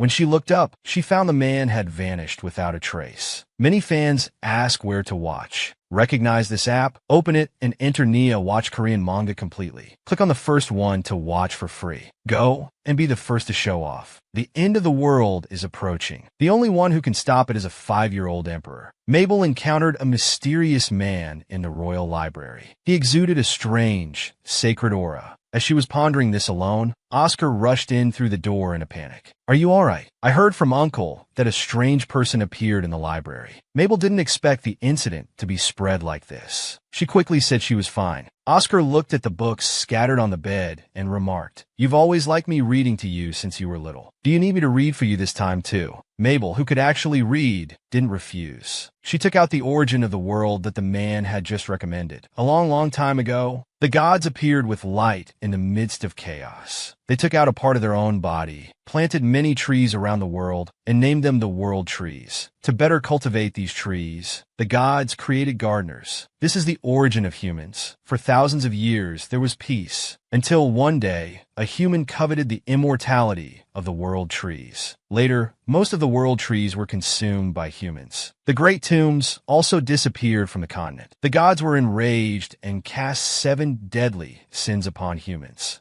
and then vanished from this land. Thus, humans suffered 7 punishments: pride, greed, envy, wrath, lust, gluttony, and sloth. Mabel didn't understand how this related to her coming here and becoming the seed of God. She also didn't understand why that person recommended this book, and so the matter was left unresolved. Until one day, a new education priest from the Holy Nation arrived. For 3 years, they demanded Mabel's acknowledgement of Winter's surname in exchange for awakening her. After failing, they proposed a new condition: to send their own priest to participate in her education. Their only goal was to lure Mabel to the Holy Nation. But obviously, they didn't succeed. The person who came today was appointed by the God King himself, so everyone was very nervous. They found various excuses to accompany him. Mabel thought she could handle it herself, so after failing to refuse, she directly locked them out. Unexpectedly, the priest who came this time was the man she met in the library that day. "You remember me? I'm honored." Mabel felt that the man before her was not ordinary. His aura seemed familiar, as if she had seen him at the birthday banquet. Then she voiced her guess. "You wouldn't happen to be the God King, would you?" The man chuckled. He openly admitted his identity. "You don't need to be so vigilant. I won't do anything today." "Then what do you want?" "I had intended to take you back while you knew nothing, but now it seems that's not the case." Mabel's heart suddenly skipped a beat. She wanted to pretend she didn't understand, but the God King seemed to see right through her. "On the day you were born, a divine oracle was delivered. But you don't know, there's unpublished content after the divine oracle, right? A seed to save the world is planted at the eastern end. A red calamity will reduce everything to ashes. At the brink of the world's end, the seed of all things will sprout and rise. The protection of creation will descend. From this, we can know that the end of the world will come soon. Only Mabel can prevent all this. However, she doesn't believe in gods at all. Why should I do this? You don't even know when doomsday will come, isn't it? The signs of doomsday have already begun. The spreading drought is the best proof. Various disasters will follow until the end comes. If we let the disasters invade, the whole world will perish, let alone Imano. Now only you can save this world. Many fans ask where to watch. Recognize this app? Open it and enter Nia Watch Korean Manga completely. Click on the first one to watch for free. Go and be the first to show off. After half a year, Season 2 finally returns with excitement. Mabel learns from the God King that doomsday is approaching. She immediately feels a mix of emotions. Aiden sees her troubled expression and asks what's wrong. But Mabel asks in return, if this world were to disappear, what do you think would happen? Honestly, Aiden didn't care before, but now he wants to stay by Mabel's side forever. It's obvious he's fallen in love, but he doesn't understand this feeling, so he remains silent. Mabel lowers her head dejectedly, but thinking of her decision to protect her father and Oscar, she feels she shouldn't give up like this. Your Majesty, didn't you ask me to investigate Harvey? I've got some information. Mabel's interest is piqued. Have you caught the old fox's weakness? It turns out that at the upcoming auction, a gold mine will be up for sale, and Harvey seems determined to get it. These days, they've secretly interfered with the auction no less than 10 times. This time they're also prepared to stir things up. Aiden thought Mabel wanted to outbid them. Unexpectedly, The girl smiles mischievously. No, we'll drive the price up very high. Let him win it. Then, we'll have the field mice trample all the gold inside. He won't get a single piece. This demeanor even makes Aiden take half a step back in fear. A few days later, Harvey is enraged again by another disruption. Each time, they're interrupted by a man in a black robe. Who on earth is that person? This time because it couldn't be snatched away. He bought the gold mine at a price dozens of times higher than the market value. It's infuriating. The butler suggests they could commission Bell's intelligence organization to investigate the man in black. Harvey immediately grins wickedly, accepting the suggestion, but instructs to hide his identity. However, it doesn't take long for Mabel to learn of this news. This is simply asking for trouble. Taking this opportunity, it's perfect to have Casey approach him and gain his trust. Just then, a field mouse suddenly appears. It turns out he discovered something amazing while mining gold. Mabel initially thought it was just an ordinary stone, but the next moment she realizes it seems similar to the sacred object sent by the Holy Nation. That feeling is too painful, so she doesn't dare to touch it. She tells Aiden about her guess. The boy then remembers the investigation report saying Harvey was searching all over the mines, seemingly looking for something. Could it be for this? If that's the case, Harvey's true intentions are difficult to fathom. So, Mabel decides to find a way to get close to Harvey's mansion. There must be some unspeakable secrets there. Mabel thinks of a good method, so she excitedly goes to grab Aiden. But unexpectedly, the Emperor Emeritus suddenly appears. With the familiar pattern, he cries out with a sad face. This is your first time making friends. How can you not go with Daddy, but with this guy instead? The two have already become father and daughter for 5 years. So Mabel knows very well how to coax her old father. She says she'll go on 2 outings with Daddy. Sure enough, the Emperor Emeritus beams with joy upon hearing this. Afterwards, Mabel finds Oscar. Using the excuse of wanting to get closer to Emily, she expresses her desire to visit Duke Harvey's mansion. Oscar instinctively wants to refuse, but he can't resist his sister's coquetry, so he agrees to help write a letter. However, it's too dangerous to go alone. I'll accompany you. Unexpectedly, Mabel immediately refuses. I've already agreed to go with Aiden. After saying thanks, she leaves without looking back, leaving Oscar speechless on the spot. That night, the two fathers appear at Mabel's door. They enter to find her already fast asleep. After gently tucking in their daughter, the Emperor Emeritus picks up a nearby painting to examine. But each one is too abstract, impossible to connect with Duke Harvey's mansion or investigation plans. Another is a drawing of the divine beast Mimi, but they guess it's Enrique's yellow hair, so they throw it away with disgust. Then Oscar hurriedly tattles. Mabel actually wants to attend a tea party with that boy Aiden. They both deflate instantly, but the Emperor Emeritus still expresses his helplessness. That guy is under Bellen's spell and will kill mindlessly. Only by being close to Mabel will he stay sane. They must separate the two safely. After reaching a consensus, they leave the room. Mabel also learns the real reason the boy came here. So the next day, she takes Aiden's hand on her own initiative, thinking this contact might make Aiden feel better. But unexpectedly, the boy suddenly stops. He even lets go. Does this make him unhappy? Surprisingly, Aiden takes Mabel's hand instead. The atmosphere between them is beautiful. However, at times like this, the Emperor Emeritus is bound to appear, pulling his daughter's hand away. Mabel, you don't know yet. Today you're not going to the meeting room with Daddy, he says, turning his head to warn Aiden. As for today's schedule, it once again refreshed Mabel's understanding of the Empire's ministers. The 5-year-old emperor deeply experienced what it means to be crazy. Just now, Mabel was pulled into a room by her father. When she saw the room full of ministers sitting below, she immediately had a bad feeling. Sure enough, the next second, the assistant official said, "The auction for the Emperor's collection is about to begin." Then he made a gesture seeking praise, very confidently. It turns out that a few days ago, Mabel had approached him, hoping to sell things she didn't need around her, to exchange for some money to help children without water. At that moment, Mabel rose several levels in the assistant official's heart. She was simply a saint among saints. He promised to sell the items at a high price. Back to the present, Mabel was about to go crazy. How could they hold an auction for such things? She wanted her dad to help stop it, but turning around, she found he had already run to the auction seats. Now begins the auction of the Emperor's treasured items. With a sound, the crowd erupted. The first item was Mabel's little cat doll. It was a bit worn out from being played with since childhood. However, everyone in the audience was poised to bid. She thought no one would even pay 1 gold coin for such a thing. Unexpectedly, it went from 1 gold coin all the way up to 1,000 gold coins. In the end, the Emperor Emeritus directly raised his paddle for 10,000 gold coins. Sure enough, he won it outright. The second item was Mabel's painting of the imperial courtyard. It was also won by the Emperor Emeritus for 50,000 gold coins. Then came the rattle cape and the leather shoes worn in childhood. The Emperor Emeritus crushed all bids with astonishing prices. Grandfather angrily shouted that it wasn't fair. So the people present began to complain, dissatisfied. Want a bid too?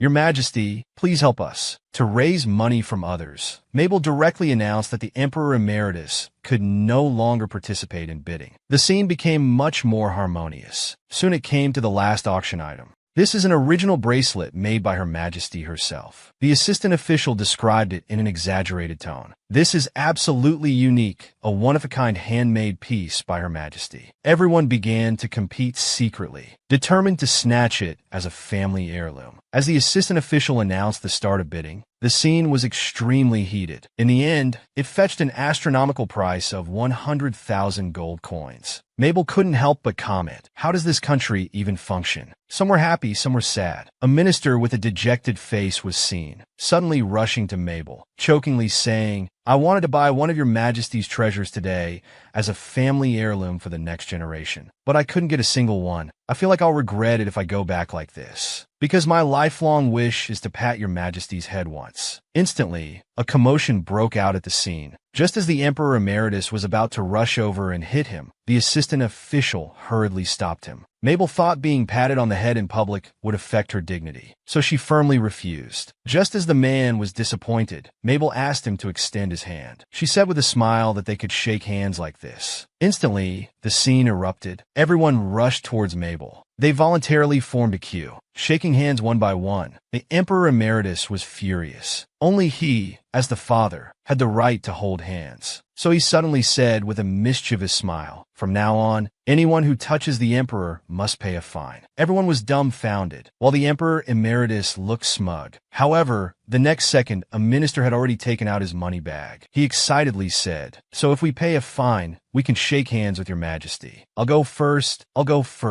So, the hottest auction item that day became the walking fine. The imperial treasury instantly became wealthy. The 5-year-old emperor prepares to infiltrate the old fox's mansion to investigate. Enrique was stunned on the spot upon receiving the reply. Angrily, he ran to his sister seeking an answer. Will Her Majesty really attend today's tea party? After receiving an affirmative answer, Enrique immediately warned him that Her Majesty is a good person. Don't cause her any trouble. However, Emily showed no reaction at all. Instead, she told her brother to recognize his own status. Soon Mabel arrived. Emily, as the host of the party, behaved very appropriately. This made Mabel sincerely admire her. I didn't expect you to be able to host such a wonderful tea party now. It's really impressive. Children don't have any bad intentions. Emily recalled her brother, saying that Her Majesty is a good person. She unconsciously agreed. As Mabel looked at this beautiful scene, she couldn't help but sigh in her heart. Girls are so adorable. But now it's time to start implementing the plan. She gave Aiden a look, then pretended to accidentally spill her teacup. Using the excuse of washing her hands, she refused Emily's company. Then she left with her guard. The first stage of the operation was to get rid of Lysander.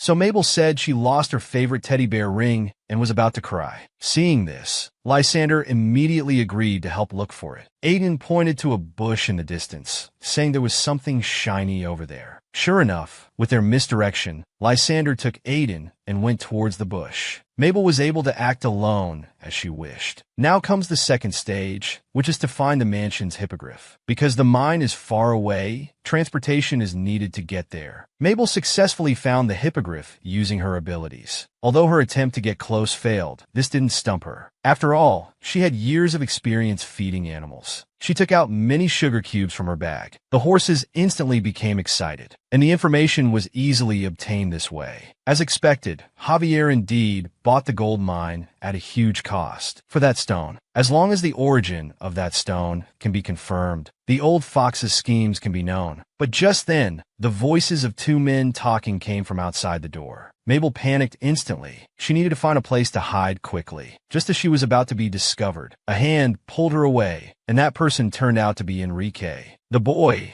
familiar with this place, successfully led Mabel out. When he realized, he found he was holding Her Majesty's hand. He jumped up instantly. "I'm sorry. I shouldn't have done this without permission. Please forgive me." Mabel didn't mind, just smiling and saying it's all right. However, Enrique was a bit confused. Why was Her Majesty here? It seemed she was talking to someone just now. Mabel could only lie, saying the mansion was so beautiful that she got lost while wandering around. However, Enrique seemed to want to ask something more. Aiden suddenly appeared. "Her Majesty is feeling uncomfortable. Can't you sense it?" The male lead and second male lead finally met officially. There was a strong sense of hostility from the start. "You're the demon of Dublin. Unfortunately, I've long since discarded that nickname." "Is that so? Can it really be discarded?" The atmosphere between the two was tense. Mabel felt like she was about to become a sandwich cookie. However, Aiden directly told Enrique to get lost. But this was clearly Enrique's territory. Mabel nervously stated, "If anyone should leave, it's us." To prevent the two from fighting, Mabel immediately said goodbye to Enrique. She turned and pulled Aiden back to the tea party. Along the way, she earnestly advised him, hoping Aiden wouldn't act like this again.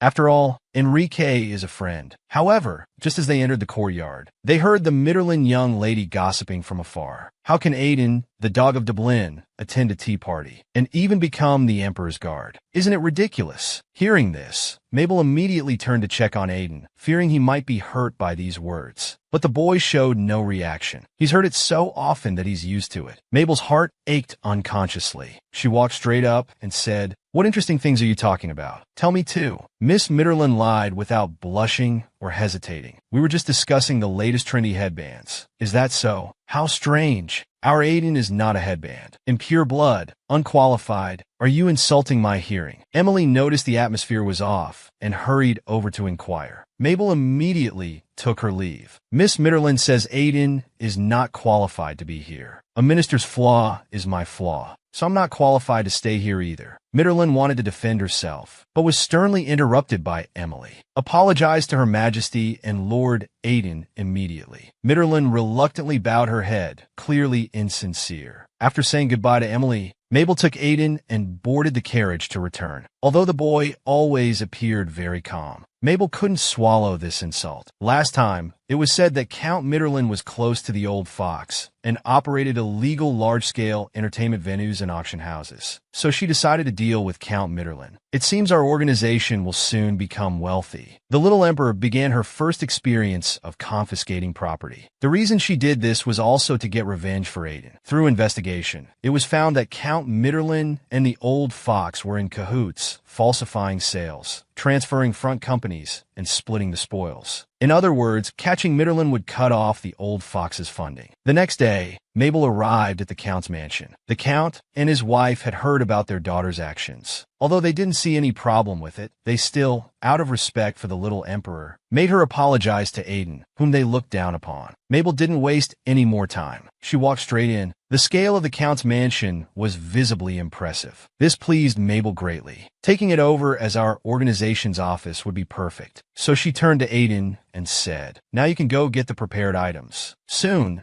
a disheveled man appeared, crying and shouting to see Her Majesty the Emperor. Midderland's face instantly darkened. He hurriedly ordered the guards to take the man away. But Mabel suddenly called for a stop. "I'd like to hear what he has to say." The man's name was Hansen, and he worked at the entertainment venue run by Count Midderland. He appeared here now to report the Count's misconduct. The entertainment venue appeared to operate legally on the surface, but in reality, they rigged outcomes and accepted bribes. And he was the one who falsified the accounts. Midderland knew things were going badly and wanted to stop the man from continuing. But he was immediately reprimanded. "Are you trying to defy Her Majesty's orders?" Due to Lysandra's absolute power, Midderland didn't dare to make a sound. It turned out Hansen wanted to resign, no longer wanting to do such unconscionable things. But how could Midderland possibly allow that? He took Hansen's family hostage as a threat. With no other option, Hansen brought the matter to Mabel. Midderland tried to turn the tables, but the man pulled out double-entry bookkeeping from his pocket, a thick volume, enough to prove Midderland's crimes. As he spoke, he was taken away by Lysandra. Mabel was very satisfied with this. Smiling, she said to Aiden, "We really are the best partners." Afterwards, the deposed Mitterlund sought help from Harvey, but couldn't even get through the door. After all, he was of no use to the old fox anymore. Harvey thought he could stay out of it, but unexpectedly, he couldn't get back the money he had invested in the venue. It was just when repayment was due. Suddenly, he remembered the gold mine he bought at an exorbitant price. Why hadn't there been any news for so long? He learned that no matter how deep they dug, no gold was found. The old fox was so angry, he almost coughed up blood. After all, for the Harvey family as leaders, news of applying for delayed debt repayment would ruin the family's reputation. Just then, a person claiming to be Ace arrived. The old fox's face immediately lit up as if he had grasped a lifeline. Little did he know it was the road to ruin. The little emperor, with a small trick, easily took over the count's house, directly cutting off the old fox's funding. She even had Casey approach the old fox in advance, gaining his trust by selling information. Now that he was in urgent need of funds, Casey chose this time to visit, which was the perfect opportunity to trap him. So Casey lied, saying that Mitterlund had previously mentioned externally that Harvey had invested heavily in the auction house. Now that other investors had suffered huge losses, they might come to cause trouble for him. "But sir, don't worry. You still have me, right?" Casey revealed he was from Bell Intelligence. The old fox immediately believed the authenticity of what he said. "You must be in great need of money now. Bell provides funds for those in urgent need. I think we should be able to help." With no way out, the old fox had to obediently sign an IOU. Everything was going according to Mabel's plan. Just then, the assistant minister arrived. As soon as Mabel saw him, she remembered the auction incident. Her father had spent so much money at the auction. He must be penniless now, so she was still a bit angry.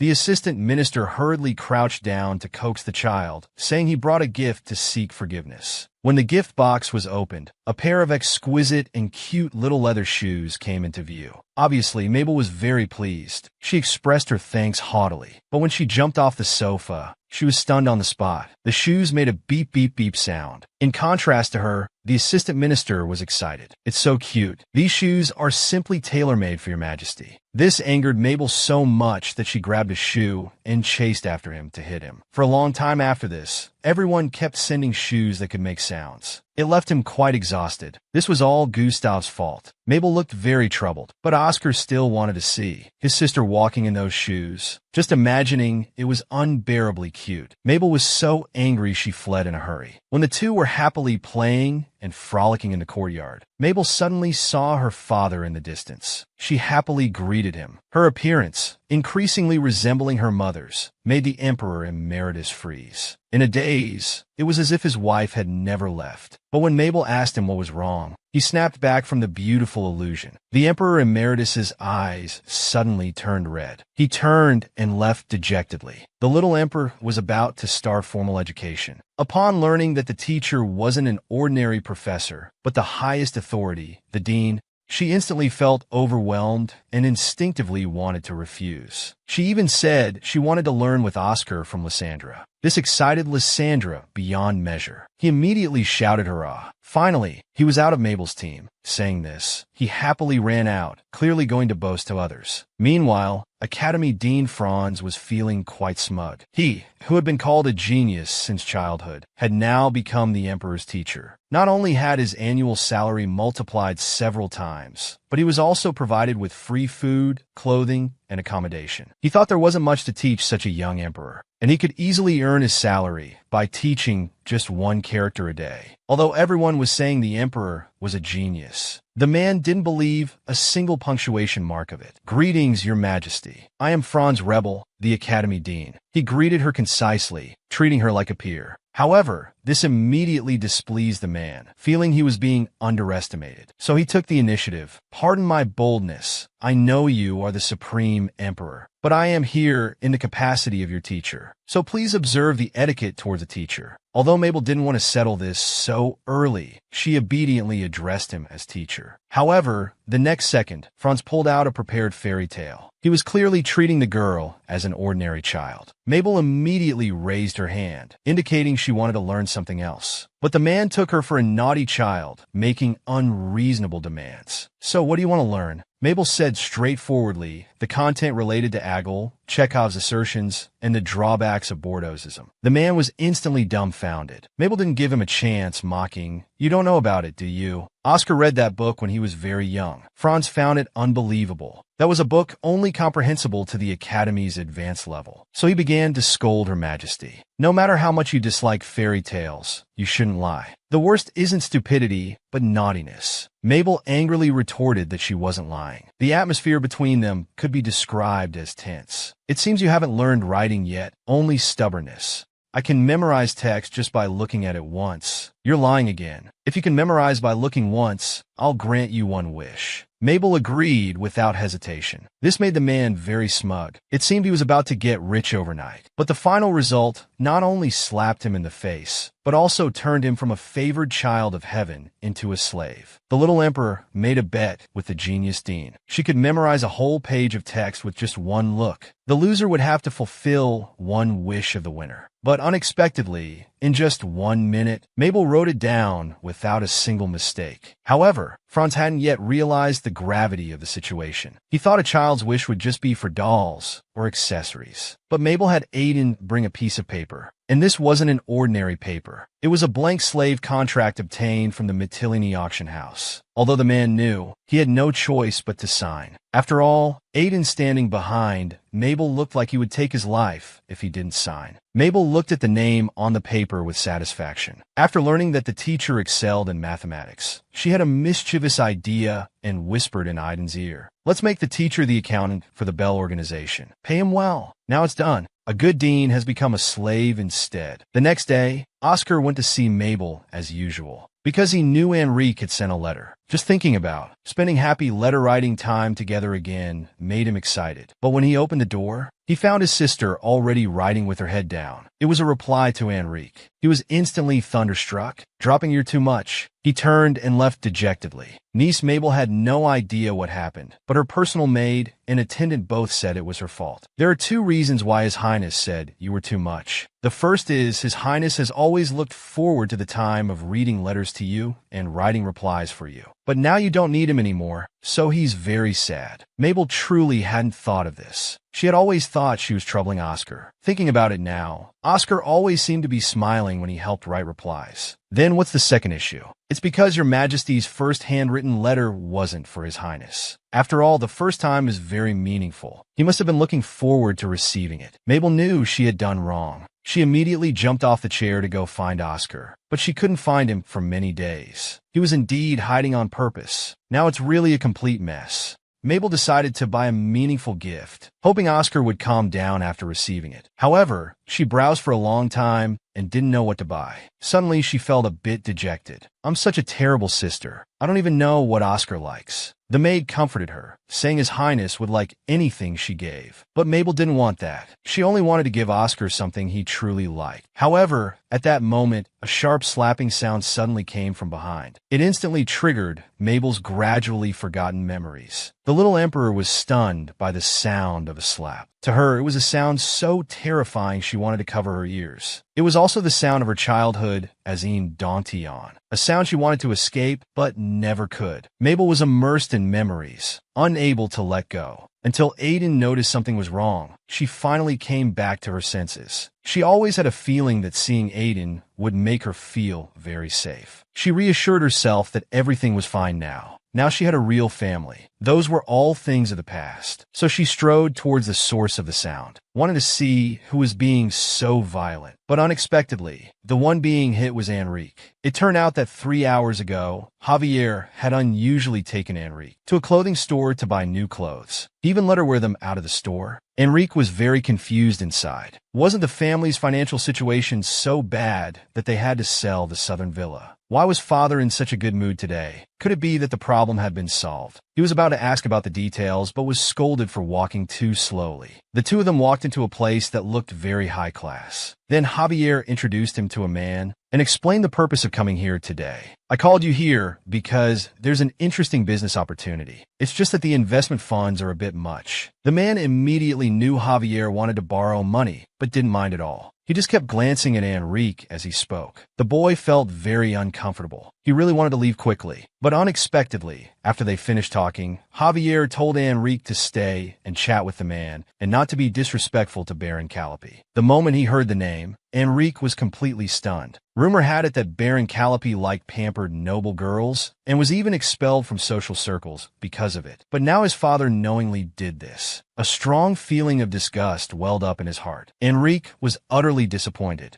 He never thought his father would be such trash. Now he suddenly missed Mabel very much. "I'm sorry, Baron. I don't think I can chat with you. I'll take my leave now." After saying this, Enrique turned to leave, completely ignoring Javier's roars behind him. The old fox was furious. He had finally found such a big sucker, and now it was all ruined. So he started slapping Enrique's face again and again. Even when his mouth bled, he didn't intend to stop. However, the next second, Javier was suddenly sent flying, and Mabel suddenly appeared here. The little emperor unexpectedly encountered her good friend being beaten. She suddenly rushed forward to block the slap for the boy. She was instantly sent flying. Then, before anyone could react, she covered her arm and started crying loudly. She kept shouting, "It hurts, it hurts." Nearby, Enrique immediately rushed forward to check on her. Others also quickly came upon hearing the commotion, especially when they saw the emperor, who had never cried since childhood, now crying so heartbrokenly. They were all shocked. Lysandra quickly came forward to ask what happened. Mabel directly sobbed and accused. "It was Duke Javier. He hit me." Lysandra was furious to the extreme at this moment. He wanted to tear the old fox apart on the spot. And to witness Javier's crime, Mabel acted childishly for once in her life. At this, Lysandra didn't even bother to investigate the truth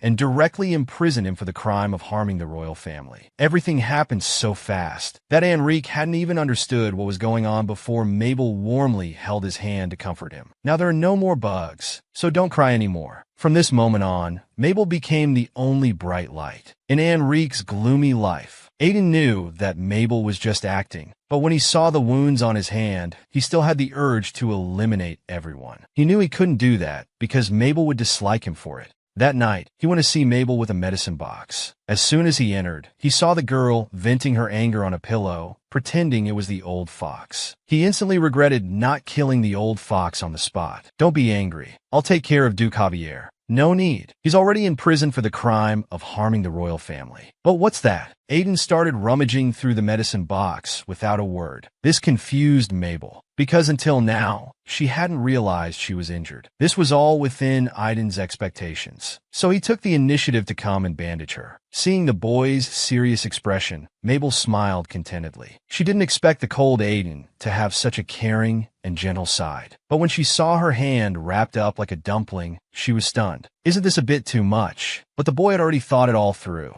It had to look very serious. After all, rumors of Her Majesty being seriously injured would have a greater impact on the Duke. Mabel was amazed. She didn't expect Aiden to be even better at deceiving than herself. The little emperor designed a trap for the old fox for his friend, creating the illusion of being seriously injured. When the Emperor Emeritus learned of this, he was furious. How dare they lay hands on Mabel, his and Senna's precious daughter? He anxiously pushed open the door. When he saw the bandages wrapped around his daughter's hand, the pain and anger in his eyes were evident. What happened? It looked so serious. It must hurt a lot. Mabel said it hurt a little, but in reality, it didn't hurt at all. But seeing her father so dejected, lying by the bed, she suddenly felt very guilty. She patted his head worriedly and comforted him softly. At this moment, the Emperor Emeritus once again saw the shadow of his deceased wife in Mabel. "I'm just like this because I suddenly relaxed. Don't worry, but Javier daring to harm the Empire's Emperor, I absolutely won't let him off. Leave the rest to Dad. You rest well." After hesitating, Mabel called out to her father, who was about to leave. After the Duke is punished and returns home, what will happen to Enrique? She knew the old fox was too powerful to be stripped of his title, like Count Maitlin. At that time, Enrique would surely suffer even more severe abuse. "Don't think too much. Dad will arrange everything." After the Emperor Emeritus left the room, Mabel started to overthink. Dad looked strange just now, as if something was wrong. She decided to spend more time with Dad and Oscar after this was over. Suddenly, she sat up excitedly. She remembered she hadn't prepared Oscar's gift yet, so she immediately got out of bed, planning to sneak out with Aiden. But when she opened the door, she found Oscar outside. "I heard Duke Javier laid hands on you.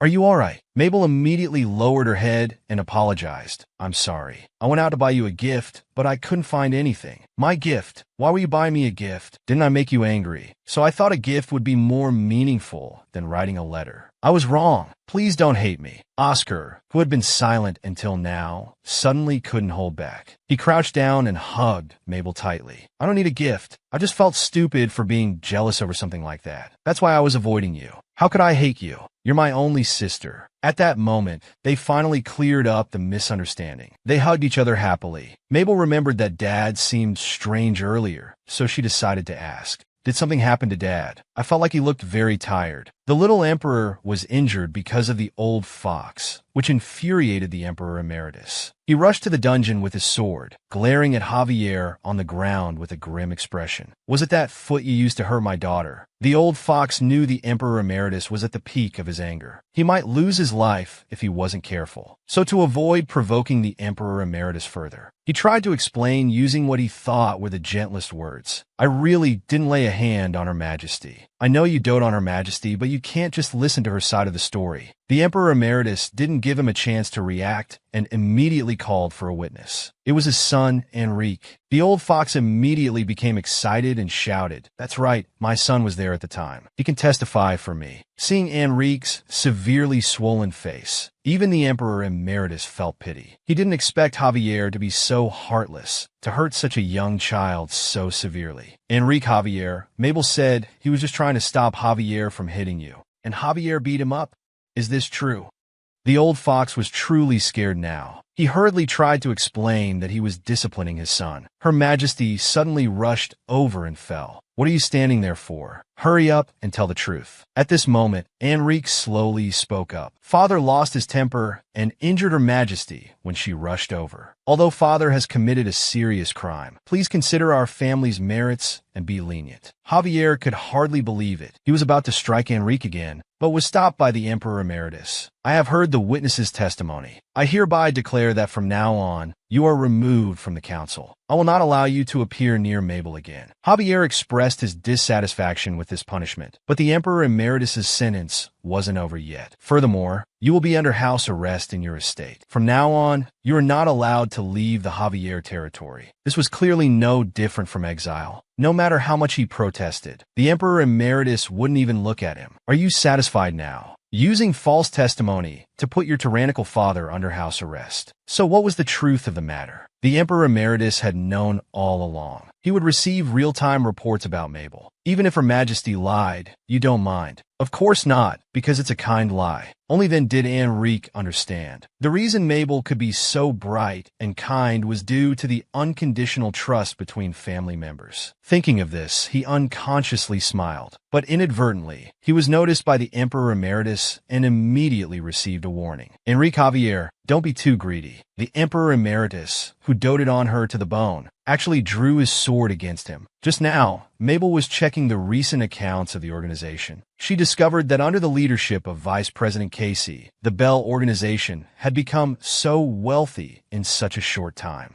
There was also a very valuable list. It was a list of nobles who, after losing everything at the casino, borrowed money from the Bell organization. From the beginning, he wasn't after money, but to seize the opportunity to grasp their weaknesses. Now, the more they borrowed, the better. By the way, is the teacher working hard? Yes, although he was very dissatisfied at first, but once he heard about the salary, he was absolutely delighted. Clearly, everything was within Mabel's expectations. Later, she also confirmed with Aiden. The stone discovered in the old fox's mine, as far as they could tell, was just an ordinary mineral. There were no other findings. Even though Mabel felt it was very similar to the holy relic, she could only let it go. As Mabel was about to leave, Aiden hurriedly asked where she was going. The girl smiled and said, "Although it's a bit late, I want to have tea with Dad. Then I'll go to protect you both." "No need, you go rest. With Dad there's no need to worry." Seeing that Mabel wouldn't agree, Aiden used the excuse that he was publicly claiming to be severely injured. He got his wish and carried her to the Emperor Emeritus's bedroom. "Dad's busy here. I saw only Gustav in the office. His Majesty the Emperor Emeritus has already retired." Mabel found this very strange. Hasn't Dad been very busy lately? How could he have gone to bed so early? Considering his recent listless state, Mabel, feeling uneasy, decided to go in and check. But the Emperor Emeritus didn't allow anyone into his bedroom. After Mabel's repeated insistence, Lysandra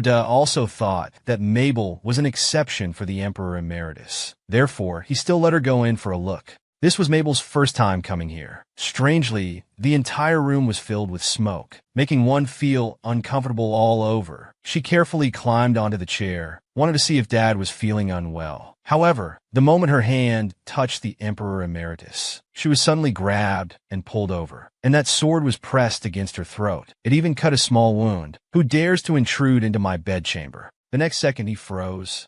"Is it you, Senna?"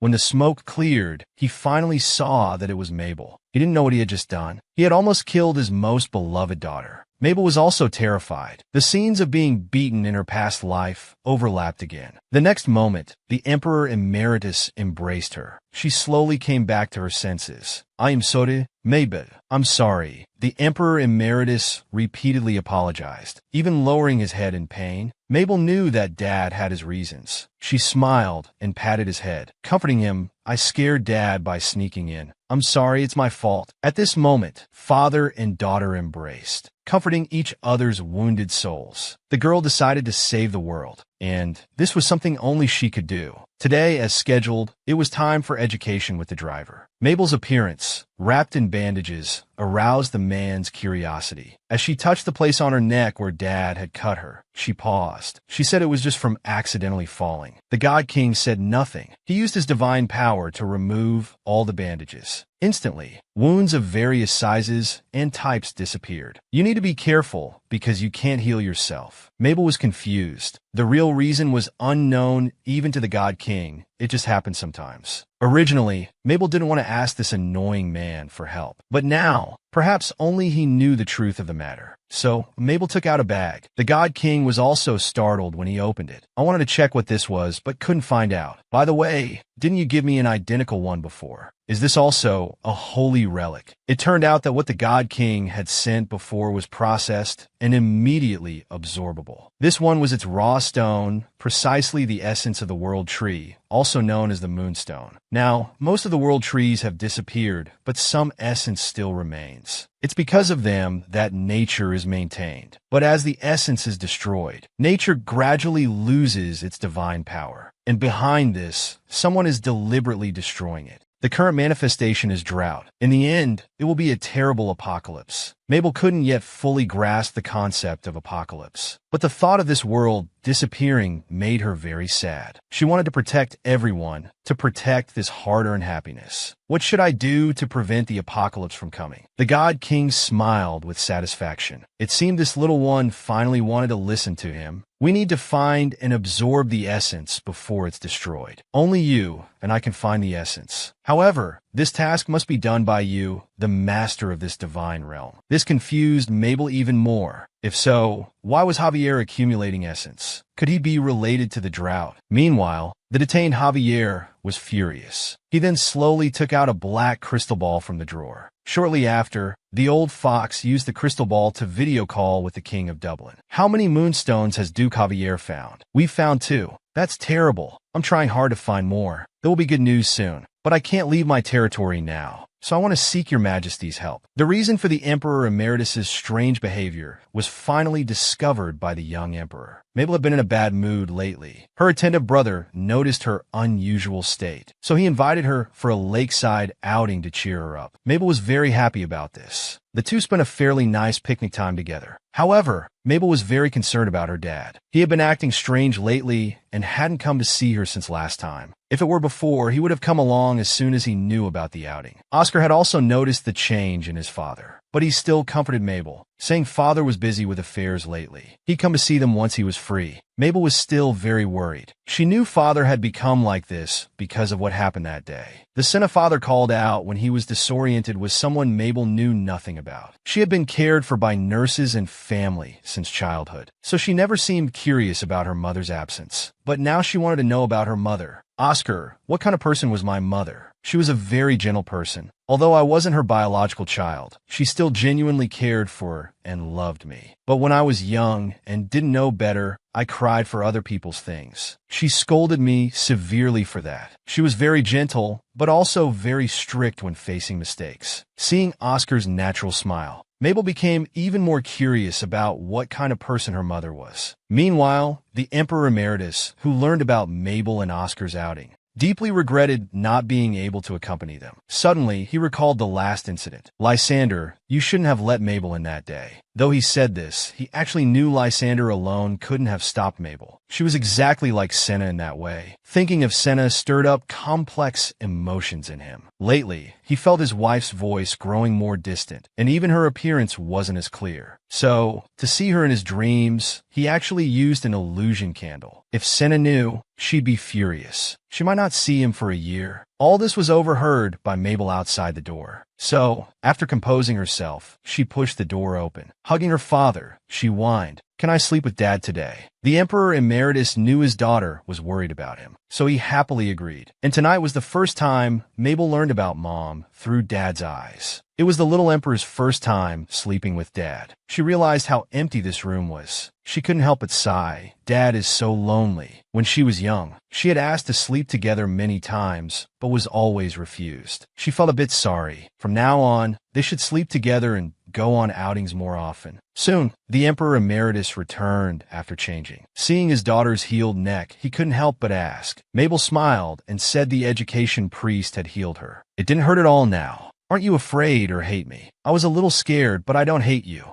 The girl smiled innocently. Because you're my dad. She flopped down, saying, we should sleep now. Dad, turn off the lights and come here quickly. The Emperor Emeritus nervously asked if his daughter wanted anything at all. Mabel thought for a moment and directly asked for 2 wishes. The first was to lift the ban on entering the imperial city. She wanted to play with Enrique. The Emperor Emeritus instantly regretted it, but didn't want to be seen as a liar. He had to reluctantly agree. Mabel happily hugged her father's arm. She playfully said she'd save the remaining wish. This expression made the Emperor Emeritus momentarily recall his deceased wife. Even this trait was similar. Hearing her mother's name Senna again, Mabel couldn't help but ask what kind of person she was. Oscar said Mom was very gentle and kind. However, to the Emperor Emeritus, Senna was a very heartless person. After making him fall deeply in love, she resolutely left. She had pink hair, just like yours, and amber eyes like Marquis Gardenia. The first time I saw her, she was crawling out of a rose bush. Like a forest fairy, she made me forget to breathe.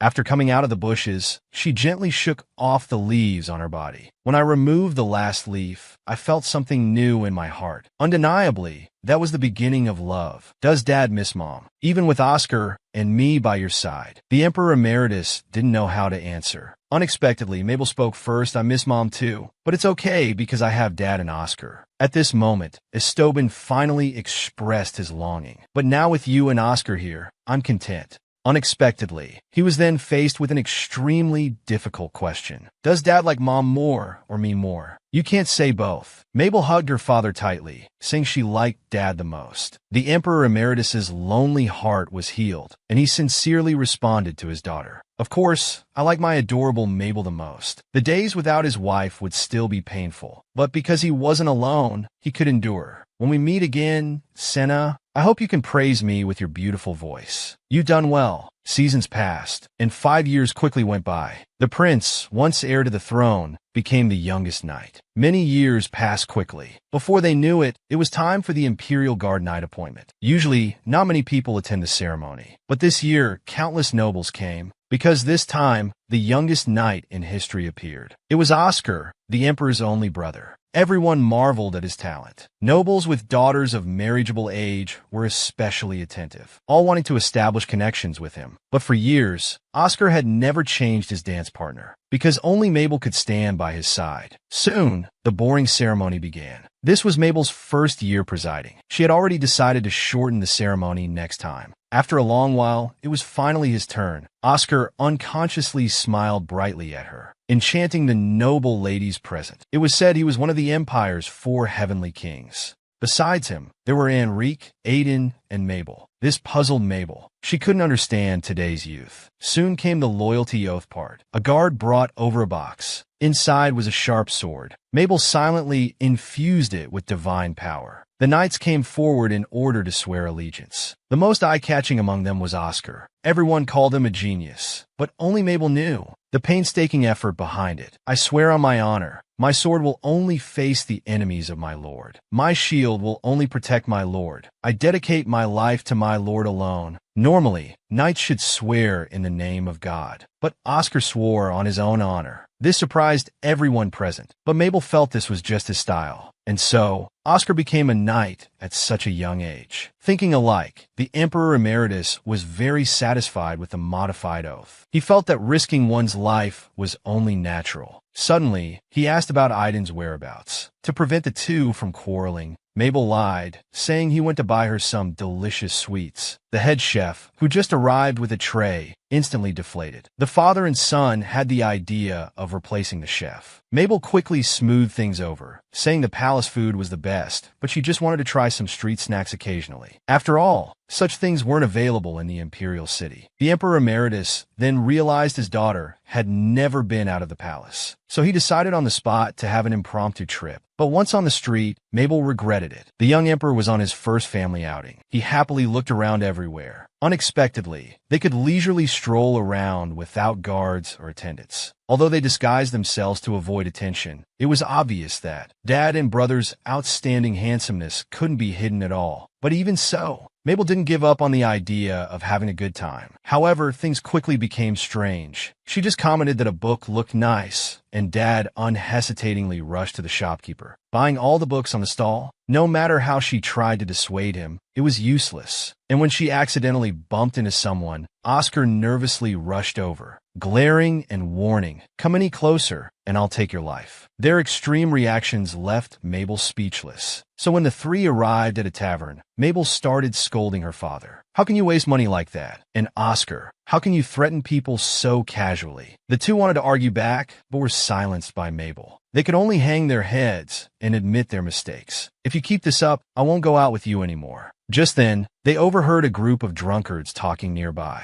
"Even like this, the country can still function. I thought it would collapse, letting an ignorant child sit on the throne and handle state affairs. Looks like the end of the world is really coming." Mabel nodded frequently as she listened from behind, sighing that there were still normal people in this world. She perked up her ears, wanting to hear more of these correct words. But clearly, the two beside her wouldn't let her have her way, so she first asked them to put away their swords. The two were unconvinced. Mabel started persuading, "We're commoners now. It would be troublesome if our true identities were discovered. And those words can't hurt me at all, because I have Dad and Oscar by my side." A few words moved the two agitated men deeply. Just as Mabel was about to lead them away from here, the man who was talking was grabbed. Another man in a black robe appeared, questioning what nonsense they were spouting. Mabel looked closely, shocked to find it was Aiden. What was he doing here? The young emperor's secretly established largest intelligence organization was about to be discovered. Just earlier, the three were resting in the tavern. They encountered someone criticizing Mabel after drinking, saying a child was the emperor. Coincidentally, Aiden, who was returning from an outing, witnessed this. He wouldn't allow anyone to speak ill of Mabel. He directly went up and grabbed the person. The Emperor Emeritus's questioning voice came from beside him. "Aiden, why are you here?" The boy, caught red-handed, involuntarily shrank back, but he saw a small figure behind the Emperor Emeritus. It was clearly signaling him to leave quickly. So Aiden was about to leave without looking back, but he was stopped by the Emperor Emeritus. "Stop, this doesn't look like a dessert shop, does it?" Mabel hurriedly stood between them, explaining that he must have passed by here on the way to the dessert shop. "Right." The boy immediately agreed. But between the two, there was still an air of confrontation. All right, you go buy desserts quickly. Don't forget what I told you."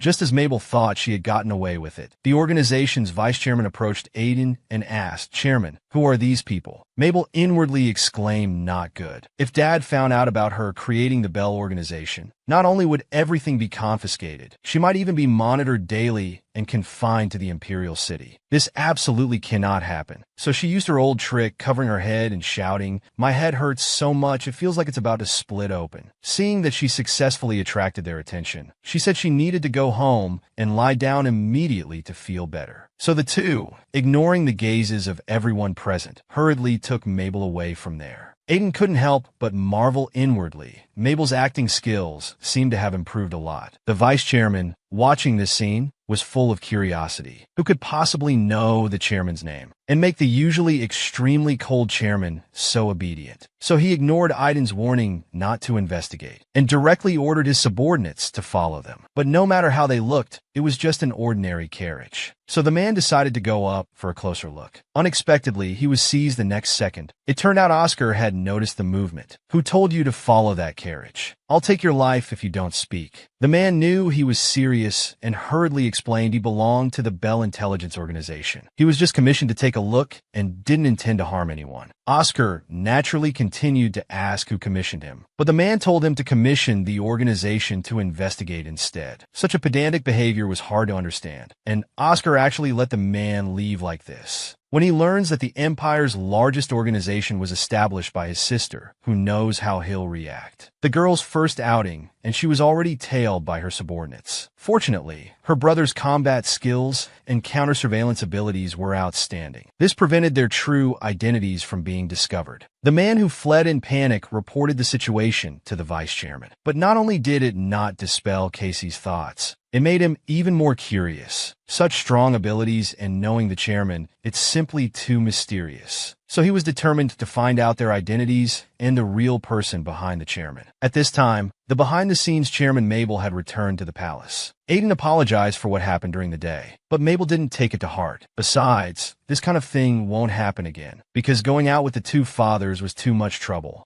By the way, how's the investigation this time? After investigation, Aiden found that Bellin frequently traveled within the Imperial City, clearly planning something. Over the past 4 years, the Bell organization has become the strongest guild on the continent. Aiden became the chairman under the identity of Eden, while Mabel hid her identity behind the scenes, cutting off the organization's connection to the Imperial City. Afterwards, she mobilized the organization to monitor and investigate Dublin. After relentless efforts, they uncovered Bellin's two objectives. First, to take revenge on Emperor Emeritus Esteban for his severed arm. The other was to obtain the Emperor's immortality. Hearing such a reason for the first time, Mabel was speechless. To do so much for such a ridiculous reason. So she made him work overtime every day, but still didn't dare to relax. After all, the enemy might act during rest times. By the way, how are things with the guild? Are the teacher and Casey working hard? The answer was affirmative, because Mabel gave them way too much. She knew very well that for workers, nothing is more important than money. Then Aiden took out a list of nobles. All were people the old fox had secretly met, clearly planning a comeback. Mabel didn't care. With a wave of her small hand, she ordered Aiden to round up all these people. However, the next second, Aiden suddenly reached out his hand, reminding Mabel it was time to go to bed, obviously treating her like a child.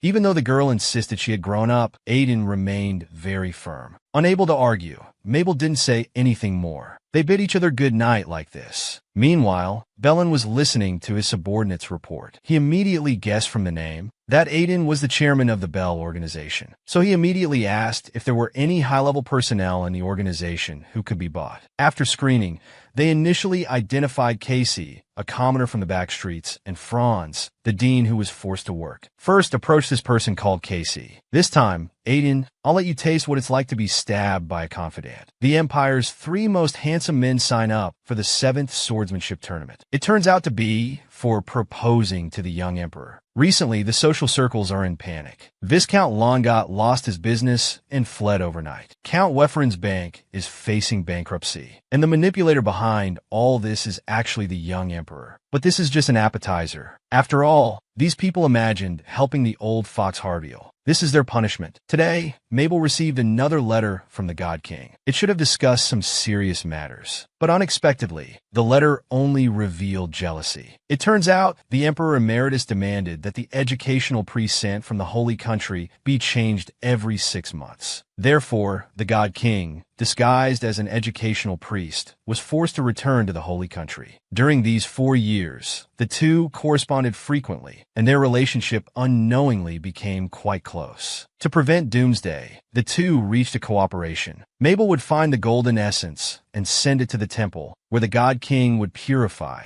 and safeguard it. Fortunately, the drought situation has improved because of this. Just then, the door was pushed open. The maid Larima rushed in hurriedly, saying that guests had arrived at the palace and were waiting. Mabel immediately got up and walked towards the glass greenhouse. After all, she couldn't keep guests waiting too long. She had been playmates with Emily for 3 months now. To free the siblings from the old fox's control, Mabel separated their living quarters. And to prevent them from being harassed and suppressed, she took the initiative to become Emily's playmate. This was to warn those restless individuals. Fortunately, her interactions with Emily have been quite good. They get along better than imagined. Just then, Emily mentioned, anyone who practices martial arts can participate in the swordsmanship tournament. But most participants are young knights, showcasing their abilities. Previously, Mabel was restricted by the Emperor Emeritus due to her young age. This year, she can finally watch it properly. Emily was very curious about who would come out on top this year. After all, it not only brings great honor to the family, but also grants an opportunity to fulfill a wish. Mabel, looking indifferent, asked, "Oh, whose wish will be granted?" "Of course, it's your Majesty's." Mabel was shocked. The biggest victim turned out to be herself. Why didn't anyone tell me about such an important matter? Soon, news of the young emperor participating in the swordsmanship tournament spread throughout the city. Thinking about seeing the legendary emperor this year, most people felt very excited. They also began to guess what wish the winner would make. At this time, a drunkard suddenly declared he would definitely propose to His Majesty. This way, he could change his fate by crossing class boundaries. So a joke that started in a small tavern spread across the continent. People of all ranks began to talk about wishing to propose to the emperor. Upon hearing the rumors, the Emperor Emeritus was so angry he wanted to cancel the tournament or eliminate the winner at the end, but that was clearly impossible. So the swordsmanship tournament proceeded as scheduled. The number of participants was several times that of previous years, and the list of names was unprecedentedly impressive. The vice chairman of the intelligence organization created by the young emperor was actually bought by an enemy country. The swordsmanship tournament stirred up the empire. Meanwhile, a dark shadow quietly approached. Casey, the vice chairman of the Bell organization, was being targeted. However, he noticed something was off right away. "Come out. Stop following me."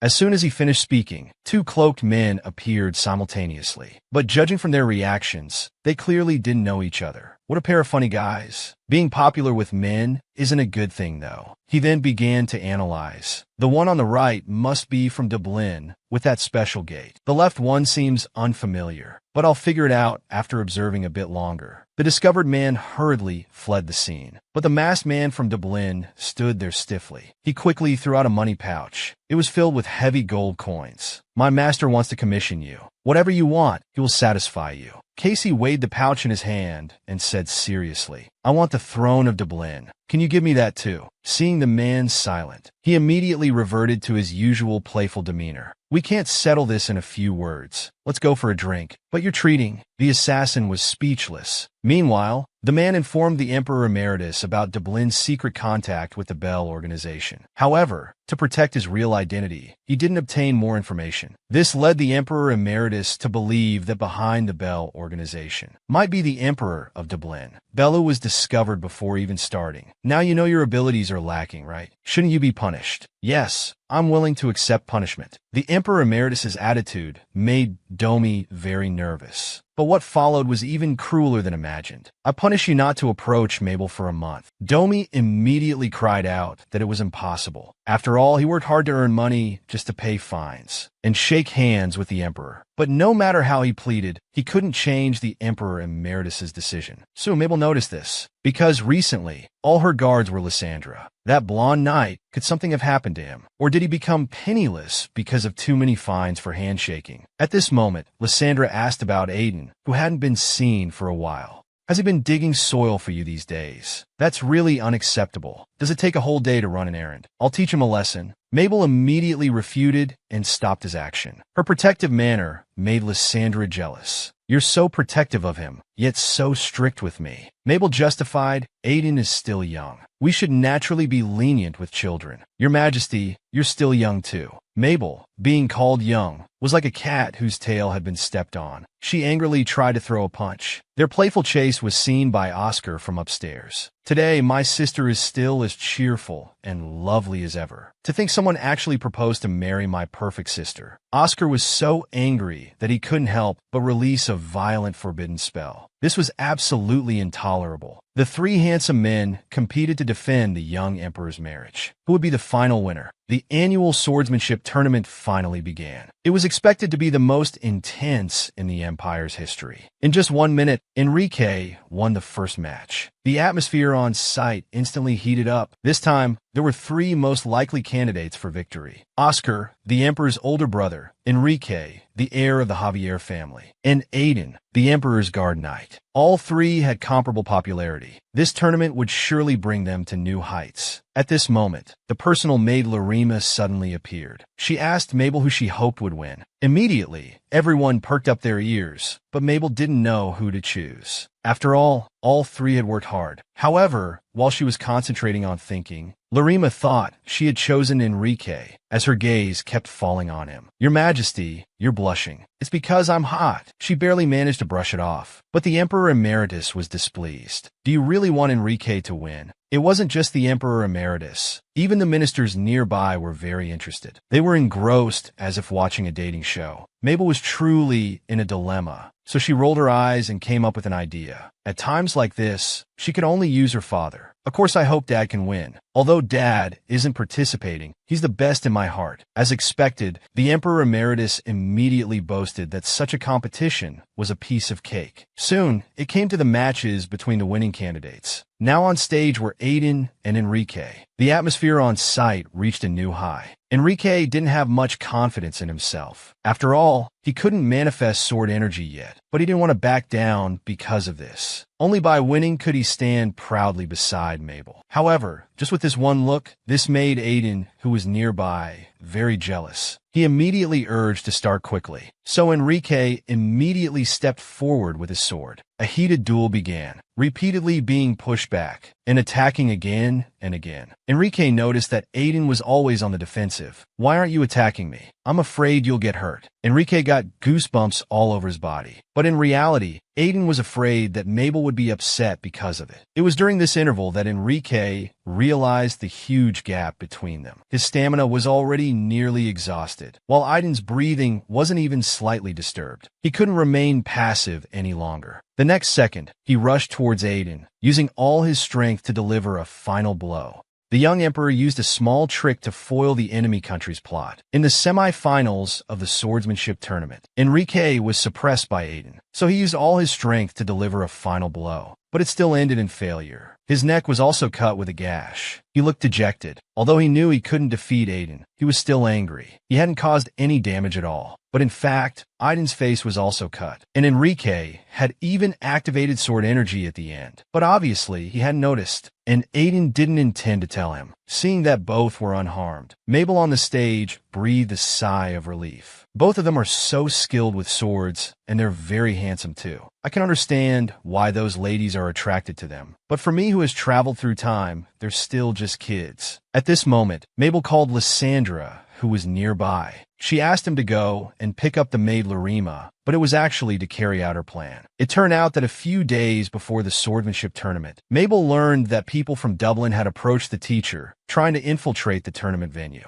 They also approached Vice President Casey, but their money bag was bombed, and they received false information. Seeing Mabel's troubled expression, Aiden immediately suggested dealing with the vice president. But Mabel said she trusted him. This made Aiden very jealous. Then Mabel sincerely said, because he's the subordinate I trust most, the one Aiden trusts. So I trust him. The corners of Aiden's mouth turned up slightly, his heart full of joy. As for the teacher, there was no need to worry anymore, because a contract had been signed earlier. If violated, the lightest punishment would be becoming a eunuch. So Mabel decided to let the teacher pretend to be bribed and reveal the entrance to the tournament venue. On the day of the swordsmanship tournament, Lysandra went as instructed by Mabel. But in the corridor accessible only to nobles, he saw unfamiliar faces. When he saw the magic bomb in the man's hand, he immediately apprehended and took him away. Meanwhile, Mabel also learned from Mimi that things were progressing very smoothly. At this time, the winner of the first semi-final appeared. It was the young master of the Baysley Earl's mansion. Instantly, a thick, killing intent spread across the stands. One of the people who wanted to marry Mabel had actually infiltrated. He needs to be dealt with immediately after the competition ends.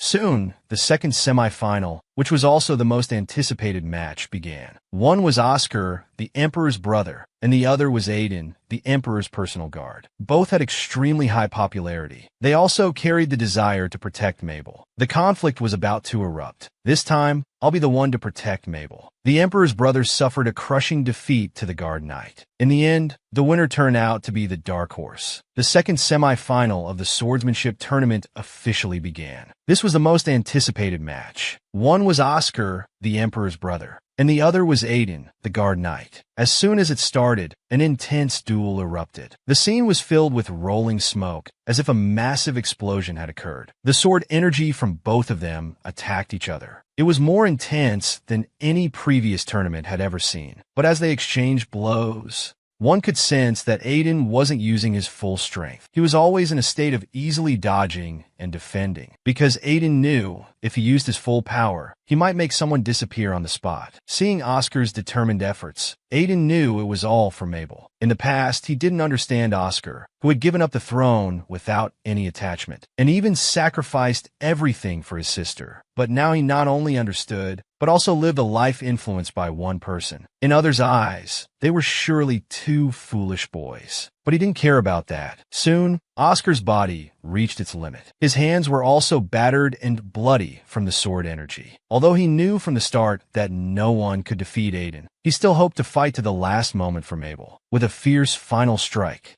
the referee announced that Aiden was the winner of this exciting match. Oscar immediately wiped away the blood from the corner of his mouth, afraid of worrying his sister. But it was clearly too late. Aiden, you'd better keep your promise to make a wish for Mabel. Moreover, the winner of the previous semi-final was too unworthy. They both agreed that such a person didn't deserve to be close to Mabel. At this moment, Aiden suddenly curiously asked Oscar what wish he would have made if he had won. Surprisingly, it was for Mabel to never marry and to live happily together with him. Seeing the siblings so pure, Aiden knew that fulfilling his desire for Mabel would be as difficult as ascending to heaven. Due to the damage to the venue, the final would continue after cleanup. On the stage, Mabel was treating Oscar's wounds while giving him a lecture on love. But below the stage, discordant voices were heard, saying Aiden was inhumanly strong and that the rumor about him being a monster might be true. This infuriated Mabel. Since the winner would definitely be Aiden, she would hold a grand ceremony for him to let everyone know how gentle and excellent he was. However, things don't always go as planned. Aiden unexpectedly left midway and lost the match. This was supposed to be a final with no suspense, but he left midway to protect the young emperor. Just now, the last match of the swordsmanship tournament officially began. The strongest guard, Aiden, faced off against the cowardly Count Potheri. Anyone could guess who the winner would be.